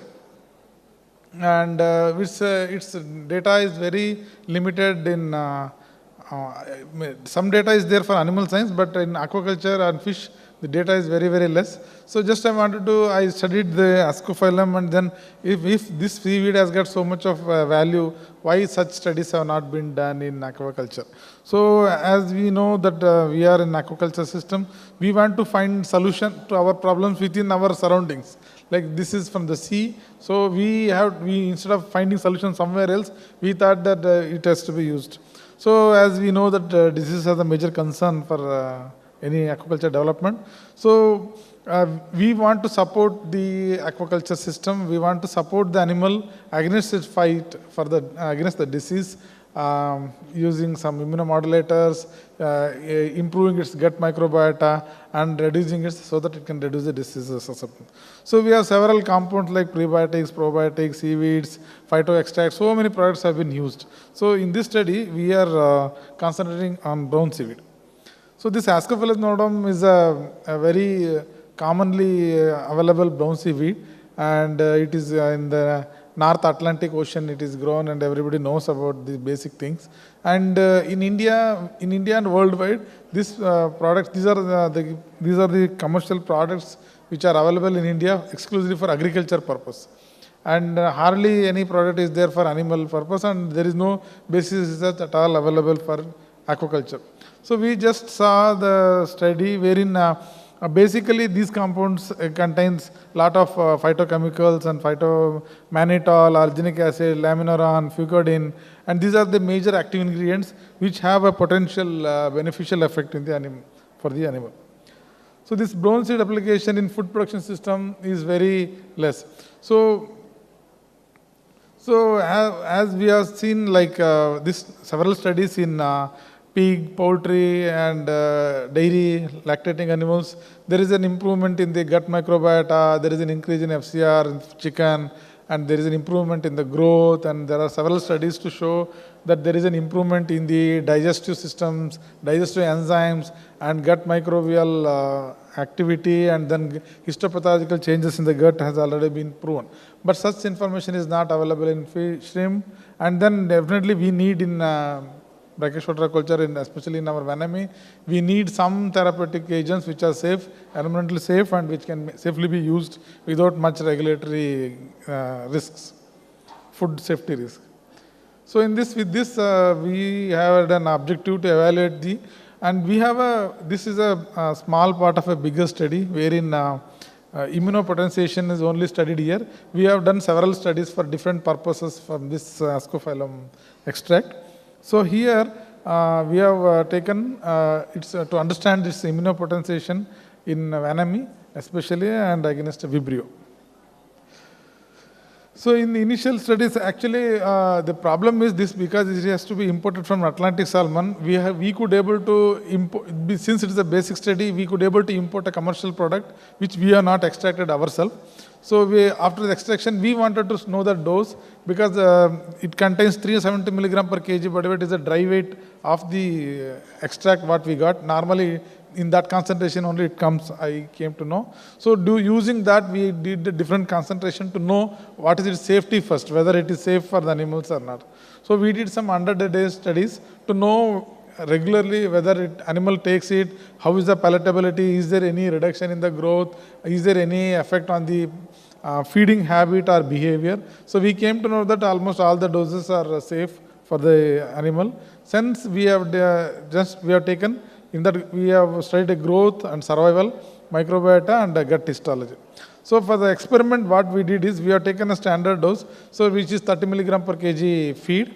So wherein we fed the animals for the two experiments, one challenge after 14 days, another challenge after 28 days with the Vibrio paramelticus with 10 to the power of 8 CFU. 8 into 10 to the power 8 CFU, and then they were observed for next 120 hours. So here we have studied average body weight and specific growth rate, and then we have studied the digestive enzyme levels, and then antioxidant enzyme levels, and then immune gene expressions levels. So basically, before going, we wanted to study the basic composition. So it was outsourced, and this is on the proximate analysis, and then the chemical composition. So the product what we are using was having this composition, which is standard to the Ascophyllum published information. To know, just for confirmation purpose, we did this. And here what we have shown is like 30 milligram per kg feed is considered to be the best for the growth. So since it is giving a good result as for the growth is concerned, we wanted to study further what is its effect on the immune system. So in the gut microbiota study also, we have shown that this both 37 milligram and 3.7 milligram per kg body weight has improved the actinomycete and then firmicutes in the gut microbiota. So based on our previous information, we know that increase in actinomycete, these microbes considered to be the good for the gut microbiota. So they are able to reduce the pathogenic microbes in the gut. So similar studies are also there in lactating cow and chicken. Studies also show that these microbes are good, beneficial for the gut health. So then we have studied the gut histology. So gut histology also shows that they have a good, very good villi arranged orderly and tightly with a higher mucosal folds, which itself is a good indicator of the good gut health. So that it is application of this can increase the gut health and increase the absorption and improving the digestibility and bioavailability of the feed. So what we did is later then we have used only 37 milligram per kg, and then we have fed for 7 days, 14 days and 21 days and 28 days this weight gain we have seen, and we have shown that 14 days feeding is better compared to even longer feeding. So the study also included the higher total hemocyte count, prophenyl oxidase enzyme, SOD and catalase. So we have shown that the treatment at 14 days with 37 mg per kg has got a better improved all the indicators like hemocyte count, prophenyl oxidase, catalase, and then SOD enzymes. So these are all the indicators of good immune response and antioxidant activity. So in order to know the enzyme activity in the hepatopancreas also showed that 14 days and 28 days feeding has improved the chymotrypsin levels and then alpha amylase levels also. So though alkaline phosphatase has not a much significant impact, however the other two enzymes are sufficient to give its work. Then for immune gene expression we have gone for pinidin, then HSP17, then lysine and P53. So in this also we have shown that after 14 and 28 days of feeding, it has got improved expression of these genes. So as far as after the challenge with the Vibrio, as per the challenge protection is concerned, after 14 days of feeding, there is almost a 10% better survival in the treatment compared to 28 days. So it is maybe after 28 days, we don't know, maybe the negative effect, but definitely 14 days feeding has got a better protection, at least 10% increase in the survival for post-Vibrio challenge. So we have also studied the same enzymes, oxidant enzymes and then immune enzymes after the challenge also. So after challenge also there is an improvement in these enzymes has been observed. So this shows that after the challenge also, the effect of immune system will be there. These are the similar studies after 14 days feeding challenge, after 28 days feeding challenge. So this is after gene expression after 14 days of feeding and the gene expression after 28 days of feeding. So this overall improvement in the brown seaweed at 37 mg per kg has an improved immunostimulant effect. And feeding for 14 days is shown to have a immunomodulatory enhancement. And we suggest, we are in the process of developing a product. This limited control field trials have been completed already. So we are planning to come out with a product formulation with this. Since this is an imported item and it is characteristic, it has to be consistently be available and its quality standards has to be consistency to be maintained. So we are working on the stability and consistency and the product formulation level. But in principle, its beneficial effects have been observed in the study. So hopefully in coming time, we will be able to come out with a product which can be helpful for immune stimulation in the shrimp. Thank you. These are my references. Thank you, Dr. Patil. The floor is now open for questions.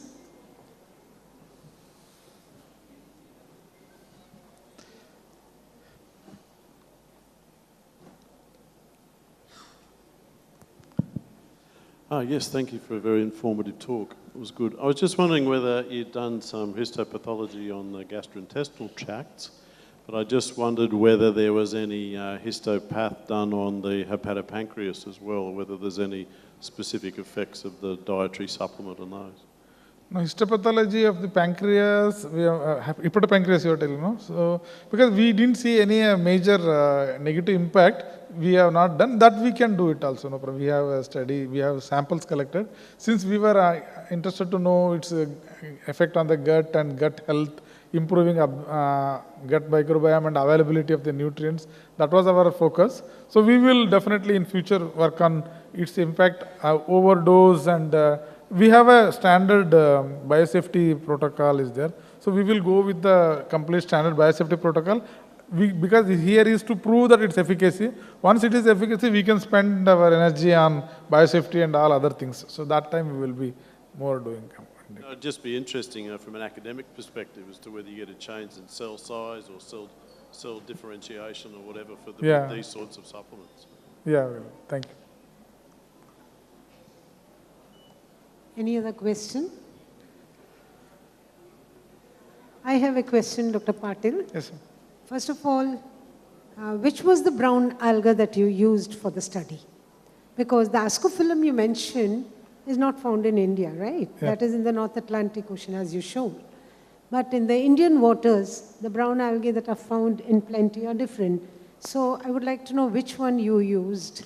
No, I used only Atlantic. Ascophyllum nodosum, imported one only we used. You got it from that? Yeah. No, but why? We have here sargassum and tabenaria in the Gujarat as well as the South Indian coast, because I think from the logistics point of view, it would be good for you to probably develop on what is locally available and in plenty for the purpose for which you're studying. That is my first comment on this. You're likely to get the same kind of results, but I would think it would be wiser to use that. Second thing is, of course, you have used whole alga, but in my opinion, most of the studies that have been related to the use of algae as nutraceuticals for humans as well rest on either the carotenoid pigments that they have, like fucoidins, and therefore, if you probably even scaled it down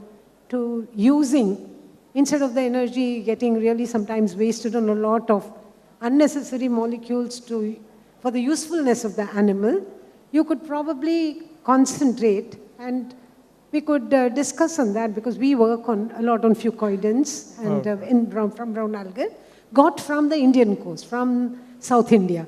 So you could use that, and maybe a project could be well on that way, okay? Yeah. Thank you, that was interesting. Thank you. Thank you, Dr. Patil. So we'll go to the next presentation by Dr. Akhya Panigrai, Comparative Transcriptome and Bioinformatic Analysis of Biocidal Activity of Stylicin from Pineus banami against Vibrio RV. Dr. Panigrai, please. Thank you, sir. And very good morning to all of you. My sincere thanks to the organizers for giving me this opportunity to present this work. So, as you know, the shrimp aquaculture, how there is a lot of phenomenal increase after the introduction of the SPF and all the genetic improved variety. However, there is always, we are in a crossroad, and there is one way we want to increase the productivity and production. Other way, there is the market force, like the tariff and all these things is pulling us back. Another way, we have a number of diseases. That's what we have been listening, all the speakers, that how these emerging diseases every now and then is pulling us back. Other side, we are looking for sustainable development. And in that way, my institute, SIVA, we have a journey starting from organic shrimp farming till we have now the super intensive farming of this thing. And in all this, in between, the biofloc and all this thing is there, where we expect a very high productivity. And the paradox here is that when you, even a farmer producing only 3 to 4 ton may have a lot of disease, vibriosis. We have also beautiful work, Dr. Patil is there, where we have economically analyzed how much we lose every year, maybe 8,000 crore, India itself we lose. And that is because of virus, WSSV, and microsporidian, and of course, Vibrio is there everywhere, you know that. And so all this, and the paradox is that even a small farmer, he may lose the crop because of Vibrio, and we are doing the super intensive, our farmers are also doing at a level of 30, 40 tons per hectare, but the shrimp are healthy. So the Vibrio is not affecting them. So this study with that background, we have tried to see what makes in this kind of system, when we have developed different kind of system like biofloc or microbial intervention, what happens to that? So in that way, one of the this study is comparative transcriptomic and bioinformatic analysis of the biocidal activity of the stylisine. Stylisine is a AMP, antimicrobial peptide.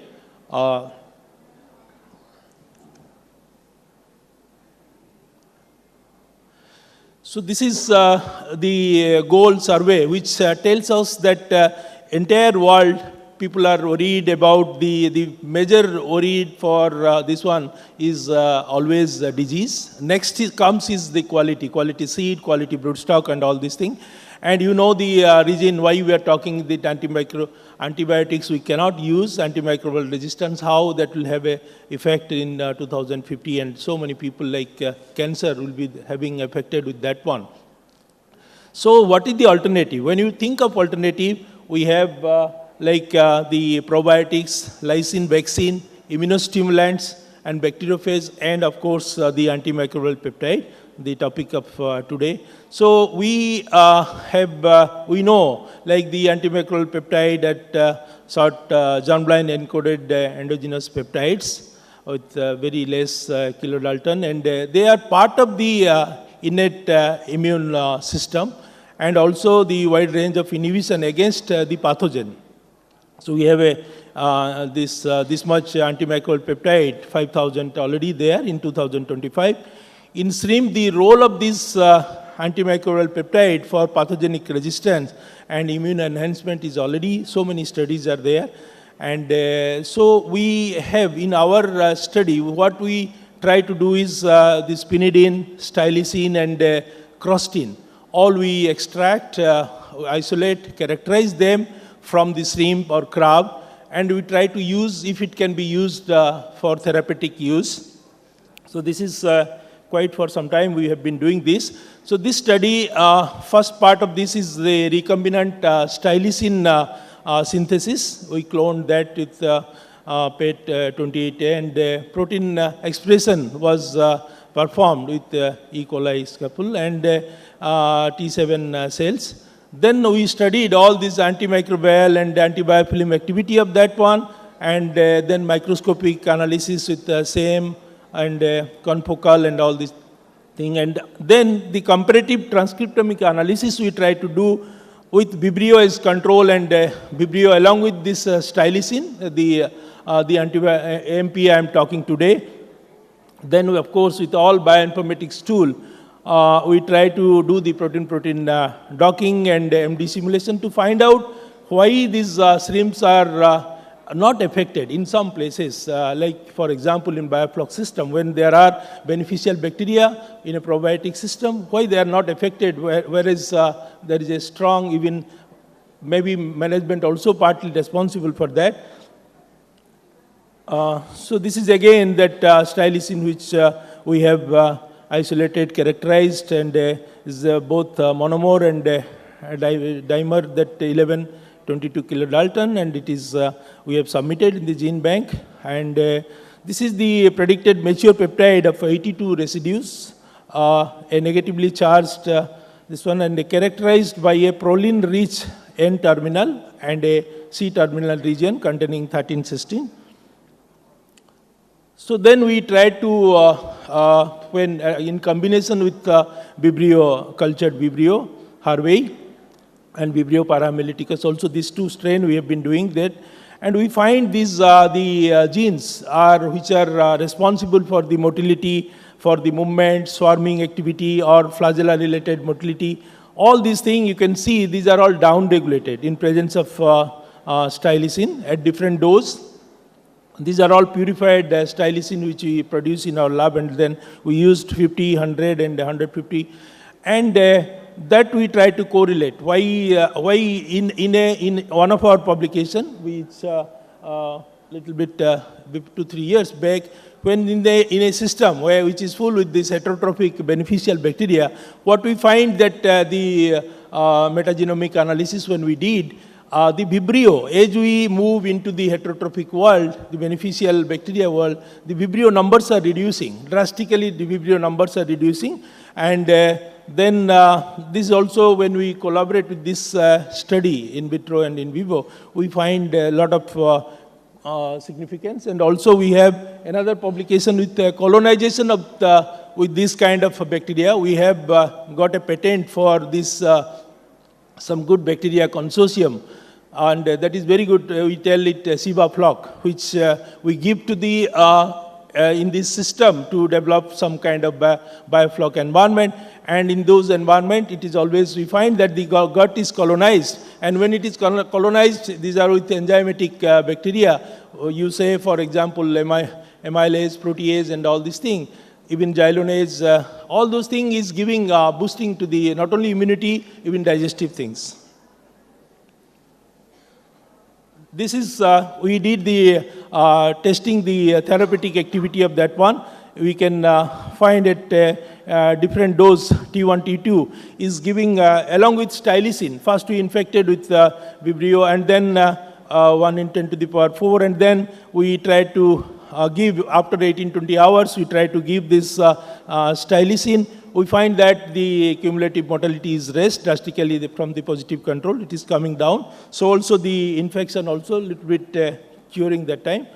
And these are the, again, the different genes when we see like the serine protease or peptido, you know, all those beta-glucan binding protein or prophenol oxidase. These are all in, when we are giving along with the stylicin, these genes are showing much better expression, and also so also for the other pinidin, crostine, and these are also, this is why initially we are attracted to see whether this stylicin and all is elevated. We find these are all in this system, when we culture, these animals are having higher level of antimicrobial peptide, and this is a same study where we find that with 25 microgram cell dissociation starts when we give this one, then circle stylicin is how making it ineffective, the Vibrio. So we at 75 microliter we are finding, and also 125 microliter, that is microgram per ml dose, that is completely disintegrated the Vibrio cells. And this is also again confocal microscopic, this one in the 3D plot when we draw. Here also 75 microgram is showing gradual reduction of the biofilm density.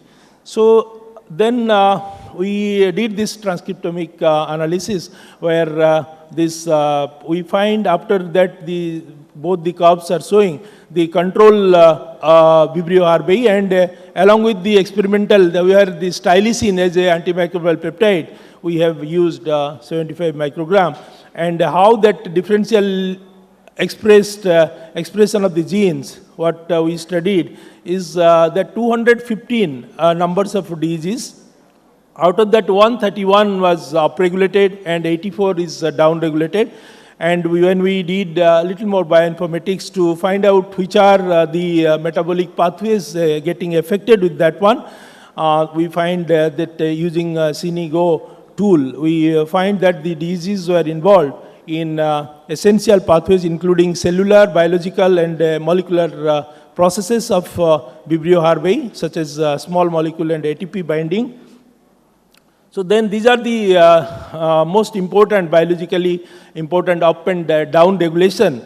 With this one, if you see the up regulation, there are so many which is helping the host animal, nitric oxide stress and different stress, how to come out of that. And the down regulated thing, if you see invariably, there is always a virulence factor. Virulence factor of the Vibrio is getting down-regulated, and that is all across all these down-regulated gene, mostly with the virulence factor because of toxin secretion, because of some other characterization, it is coming down. And we try to find out again using the cytoscape, by using that one, we try to find out the how many hub genes are the important proteins we want to find out. So these are the 5 proteins we find, and these are associated with again energy metabolism, protein folding, quorum sensing, and the T6SS mediated virulence. So it means the virulence factor is coming down always when we are giving this AMP. And this docking study we have done with HDoc protein-protein docking server, and MD simulation was done, again with 200 nanosecond to find out whether we're using the Amber force. And the system was solvated within that. The finding revealed that stylisine exhibited high binding affinities to all the selected hub proteins. So these are the selected hub protein we have selected from GAP, TSSJ, and this one. And here the molecular docking of this protein-protein interaction, what we find is they are very strong bonding and 3D interaction models. And then the stylisine is represented here in pink color, and this one, then protein-protein interaction on the side. So here, what is that finding? Finally, we are coming to the docking score. The docking score for is quite well, and for two of the proteins, TSSJ and GAP, it is very good. And the docking of the hub proteins with stylisine and its interaction. Docking studies show that strong binding affinity with optimal docking scores, indicating highly favorable interaction with stylisine. And this is the MD simulation, and here the root mean square deviation and the root mean square fluctuation. All these things are radius gyration is given, and indicating that the hydrogen bond, which is very strongly existing between this stylisine, our this one AMP, and along with these important proteins. So from this study, to relate again from that one, from the system, how the system can improve and can give even the animal, it can elicit some MP. This provide insight into the molecular interaction, the metabolic and quorum sensing pathways, functional properties of the stylisine against Vibrio harvey. Stylisine have ability to disrupt the key protein functions for the bacterial survival and the pathogenicity. And out of 215, there are a lot of protein, these diseases which are responsible for ATP binding hydrogen sulfide and other metabolism, they are getting elicited. So we proved not only in vitro, in vivo, and in silico analysis that stylisine, this MP which we have in hand, have ability to inhibit the key hub protein for the Vibrio proliferation. It has the potential to be used as non-toxic biotherapeutic agent to treat the shrimp diseases. Thank you so much. So we need ultimately the sustainable development and sustainable intensification. Thank you. Thank you, Dr. Paningrai. We want one or two quick questions from the audience. Anybody? Yeah. Thank you for a very exhaustive and very nice work. This AMP you are injecting at 75 microgram per kg body weight, right? Yeah. So in future, how do you envisage its application in the field? This is what we, no, we also, I didn't mention here because that was limited time. We also tried to integrate with the feed during the nursery phase. Nursery phase is only 20-30 days where requirement of the feed is less. And we tried to put some amount of this AMP. And we have now not only stylisine, we have crustine also. Crustine we got from crab. And that is very, very potential AMP for giving this anti-Vibrio and other immune factor. So when we use along with the feed also, we find some good success and good resistance in that one. But injection, we are trying with the bigger stream just to know like whether against Vibrio. Prove the activity. Whether it is having a proper effect. Okay. That one. And the biofloc that you mentioned, that you are able to grow it in a fermenter and keep the ratio of the desired microbes? Now we have the Sivafloc, what I'm telling, we got the patent for that, and some commercialization also, the Selam microbe, I think some of the friends are there.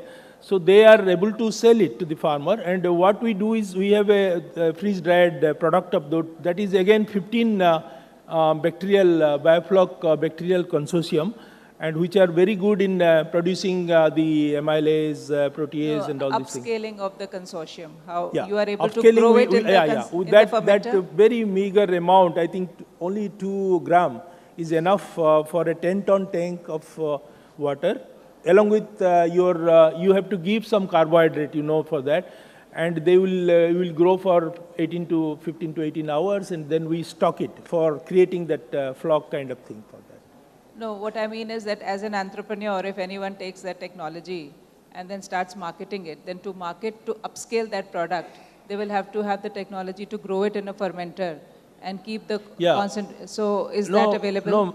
No, it is actually the principle in the way people do this flock. They use some kind of probiotic or something. Here we tried to zero down from 200 strain which we collected from the system, this microbial system. We tried to study their antimicrobial, anti-biofilm, all these property, including that, and we find that metabolically they are close. We took 15 out of them who are enzyme producer also, and we have already made a final product, and we are giving to the people with a small protocol what they need to do to generate flock. In 3 days they get a very good bacteria. So you are only supplying to everybody? We are supplying, and our the fellow who has taken the technology from us, they have taken, somebody has taken, and they are also marketing that one. Thank you. Thank you, Dr. Panigrahi, for an insightful presentation. But going forward by the question that she asked, see, these defense antimicrobial peptides that are present, truly you don't manufacture them in quantities that could help any infection in the shrimp or in the fish. But they have a very important role, I was telling my chair here, in actually application in human health. Yeah. And the way forward is, if you completely elicit that molecule's chemistry, synthetic chemistry is the way to produce large quantities of it, though initially you're cloning and expressing so that you have a pure molecule that you can sequence, and of course the deduced amino acid, everything you get, okay? Combinatorial chemistry is the way for its application for human health. Yeah. So there have been molecules from shrimp that are finding great application, and with some of the properties of stylisine, such as its antioxidant properties and all, it holds a lot of promise for cancer therapy as well. Yes. And all your transcriptomic data will add a lot of value, whatever you have done. But more than, say, combining it with the and applying it to treat is really just to show its effect, protective effect. But truly, the long-term objective of these kind of antimicrobial peptides is also for application in other sectors other than actually. Just to add the thing, what you told is very much right. But then we tried to have first I observed that in this kind of system, all these antimicrobial peptides are getting upregulated. So we want to scientifically validate that how it is either only the body or even the bacteria, where Vibrio also is affected. Absolutely. Then, madam, another suggestion what you told, some of our students, they took this stylisine and crustine and tried with all the human cancer cells. We find a very good result, and that in the World Aquaculture Society will be presenting that. Thank you so much. Thank you so much. Yes, over to the chair. Thank you, Dr. Panigrahi, for your nice presentation. Thank you, sir. And deliberations. Again, this is the last presentation of this session. It is from Anup Mandal, Molecular Histopathical Conformations of Lactocalcious gravi infections in lithopenious farming culture in low salinity water. Dr. Mandal. Respected chairs and respected scientists and delegates, myself representing Marine Product Export Development Authority, Rajiv Gandhi Center for Aquaculture, and on behalf of my team, I am presenting this paper, Molecular and Histopathological Conformation of Lactococcus gravi infection in Penaeus vannamei, cultured under low saline water. And yesterday, in first session, when Dr. Andrew Sin mentioned about Leptococcus, that it is coming up and making impact in Asian aquaculture. So our study also proved that this Leptococcus is coming heavily, and we are finding now in our shrimp culture also. Earlier also, this is not new pathogen. This is old pathogen, but new host. Like earlier, lots of paper available in India, cold water fisheries ICAR, and Dr. Swaminathan sitting here, they all published some paper on this same pathogen, but it was on freshwater fish. And what we are presenting here, small but very significant in terms of shrimp aquaculture, particularly related to disease in Asian aquaculture sector.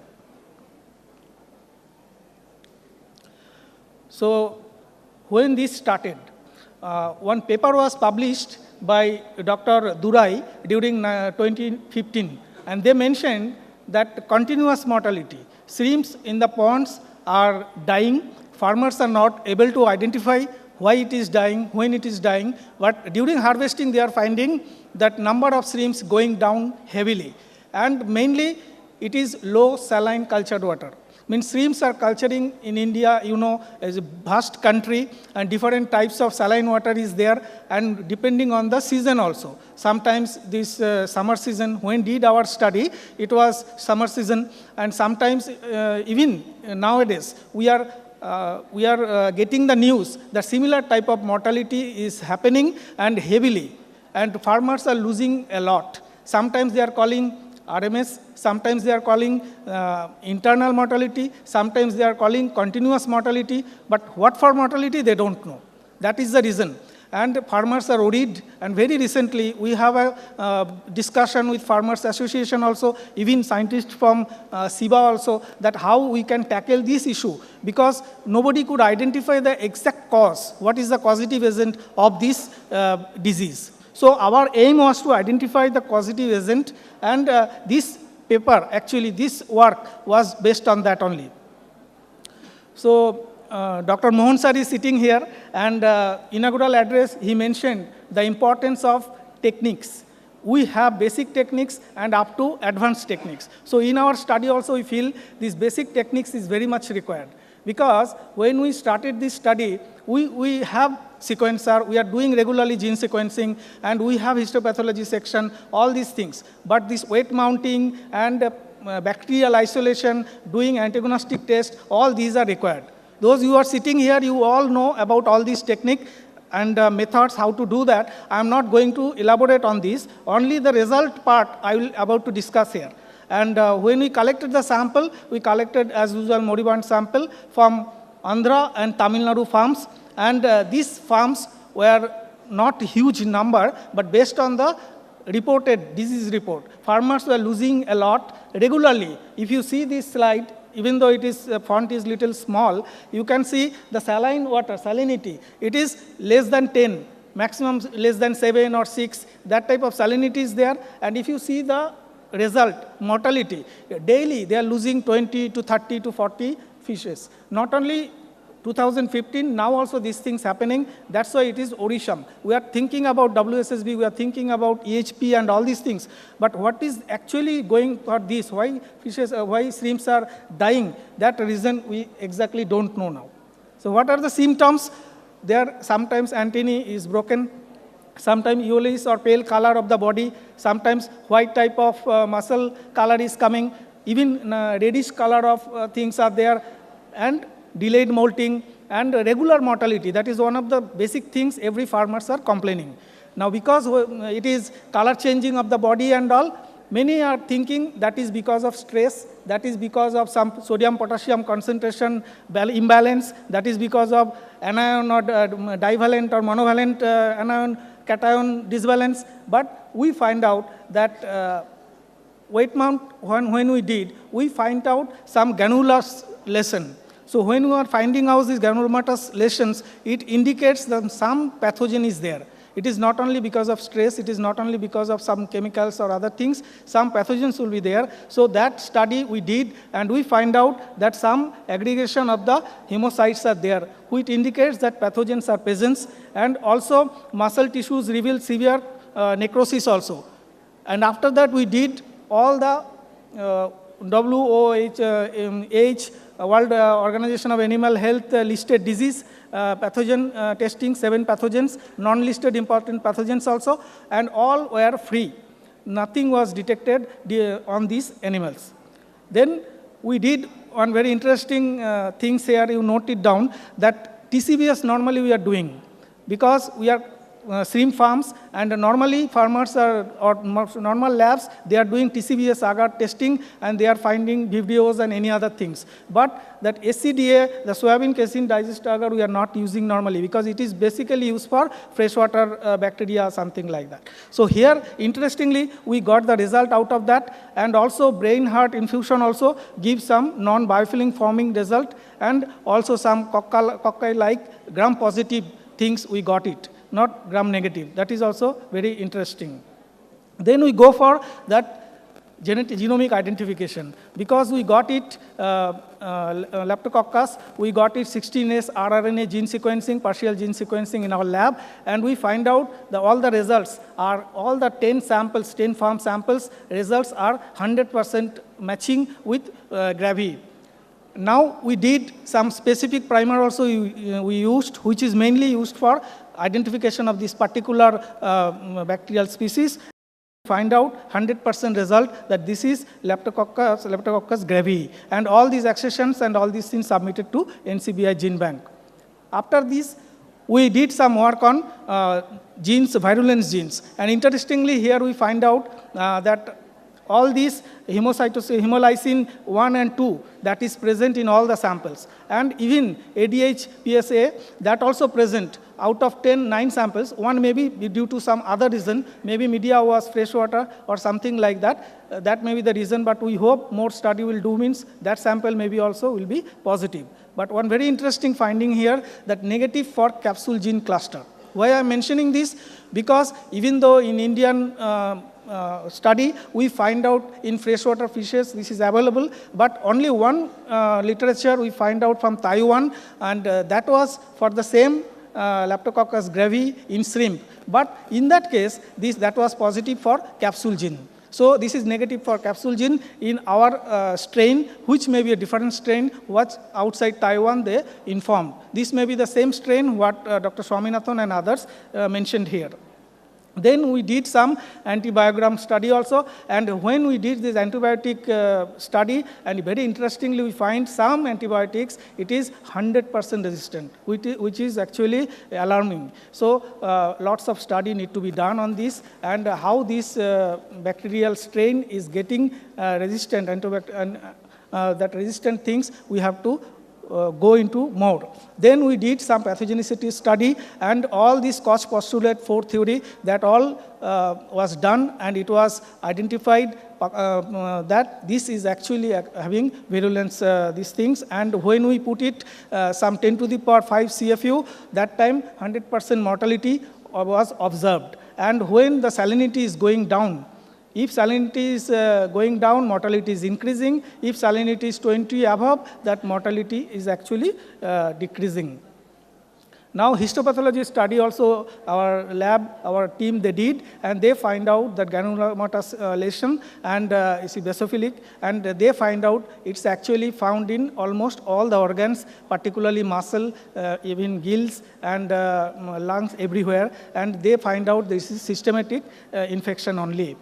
Then same histopathological slides were used for observing oil immersion microscopy, and they find out that these are all gram-positive cocci.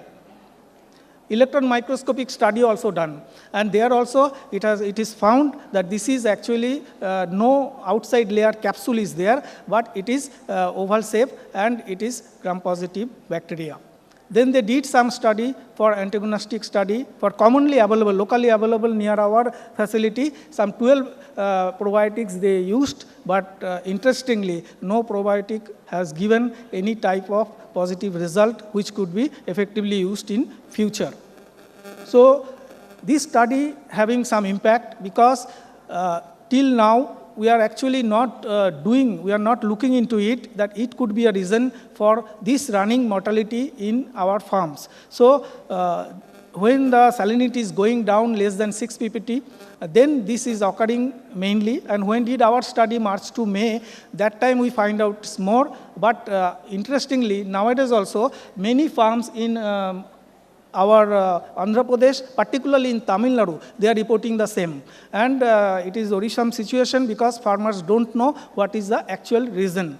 But as I told, that very recently we started thinking a collaborative project, because this running mortality may not be only for this lactococcus, that may be for other reason also. Because everybody you mentioned here, there are multiple factors or multiple agents may be present. So it may be a reason that we need to work more on that, and maybe different types of saline water, different types of environment, our agent also is changing. That need to be identified and pinpoint.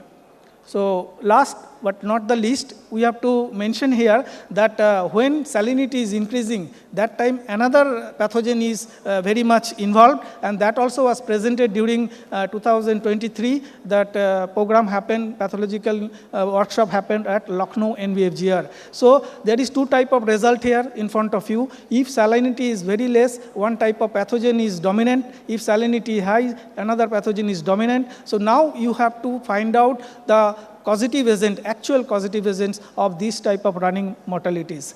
So I want to thank my chairman, sir, for allowing me to coming over here, my director, sir, also, and NASPAD, that National Disease Surveillance Program is actually is giving this type of opportunity to work in a vast area and to find out any new causative agents are there to find out and tackle with this. And also our MPWRGCA colleagues and Alagappa University people also, we did some collaborative work on that. Aqua Farmers was very supportive, and our work was dedicated for them only. Last but not the least, this disease DAA 12, they allow me to be present here, this paper. I am very much thankful to them. Thank you. Thank you, Dr. Anup. I think we have open for question session. We invite one or two questions from the audience. Yeah. Thank you very much for the very interesting presentation. So I'm just, the group of Lactococcus, there are two species are very close to each other. Lactococcus gaviae and Lactococcus petori. And in the past, I know that there's a lot of misidentification. Yes, Yeah. yes, you are absolutely correct. Just before this session, I had discussion with Dr. Rajesh Swaminathan sitting here. So we are planning to identify the actual species through whole genome sequencing, because we did only 16S partial gene sequencing, which may not be sufficient to identify the species. So that is our next step, that whether it is actually Leptococcus gravi or any other species, because that name recently has been changed, what I came to understand. So thank you for supporting that also. We are going to do that. It's not changed, but there are two different species. Two different species. Yeah, and we work with a collection of many isolates from different parts of the world, and majority is outside at Lactococcus gaviae, but after we do genome sequencing, and this came out 90% is petori. Right. Yeah. Thank you, sir. Thank you.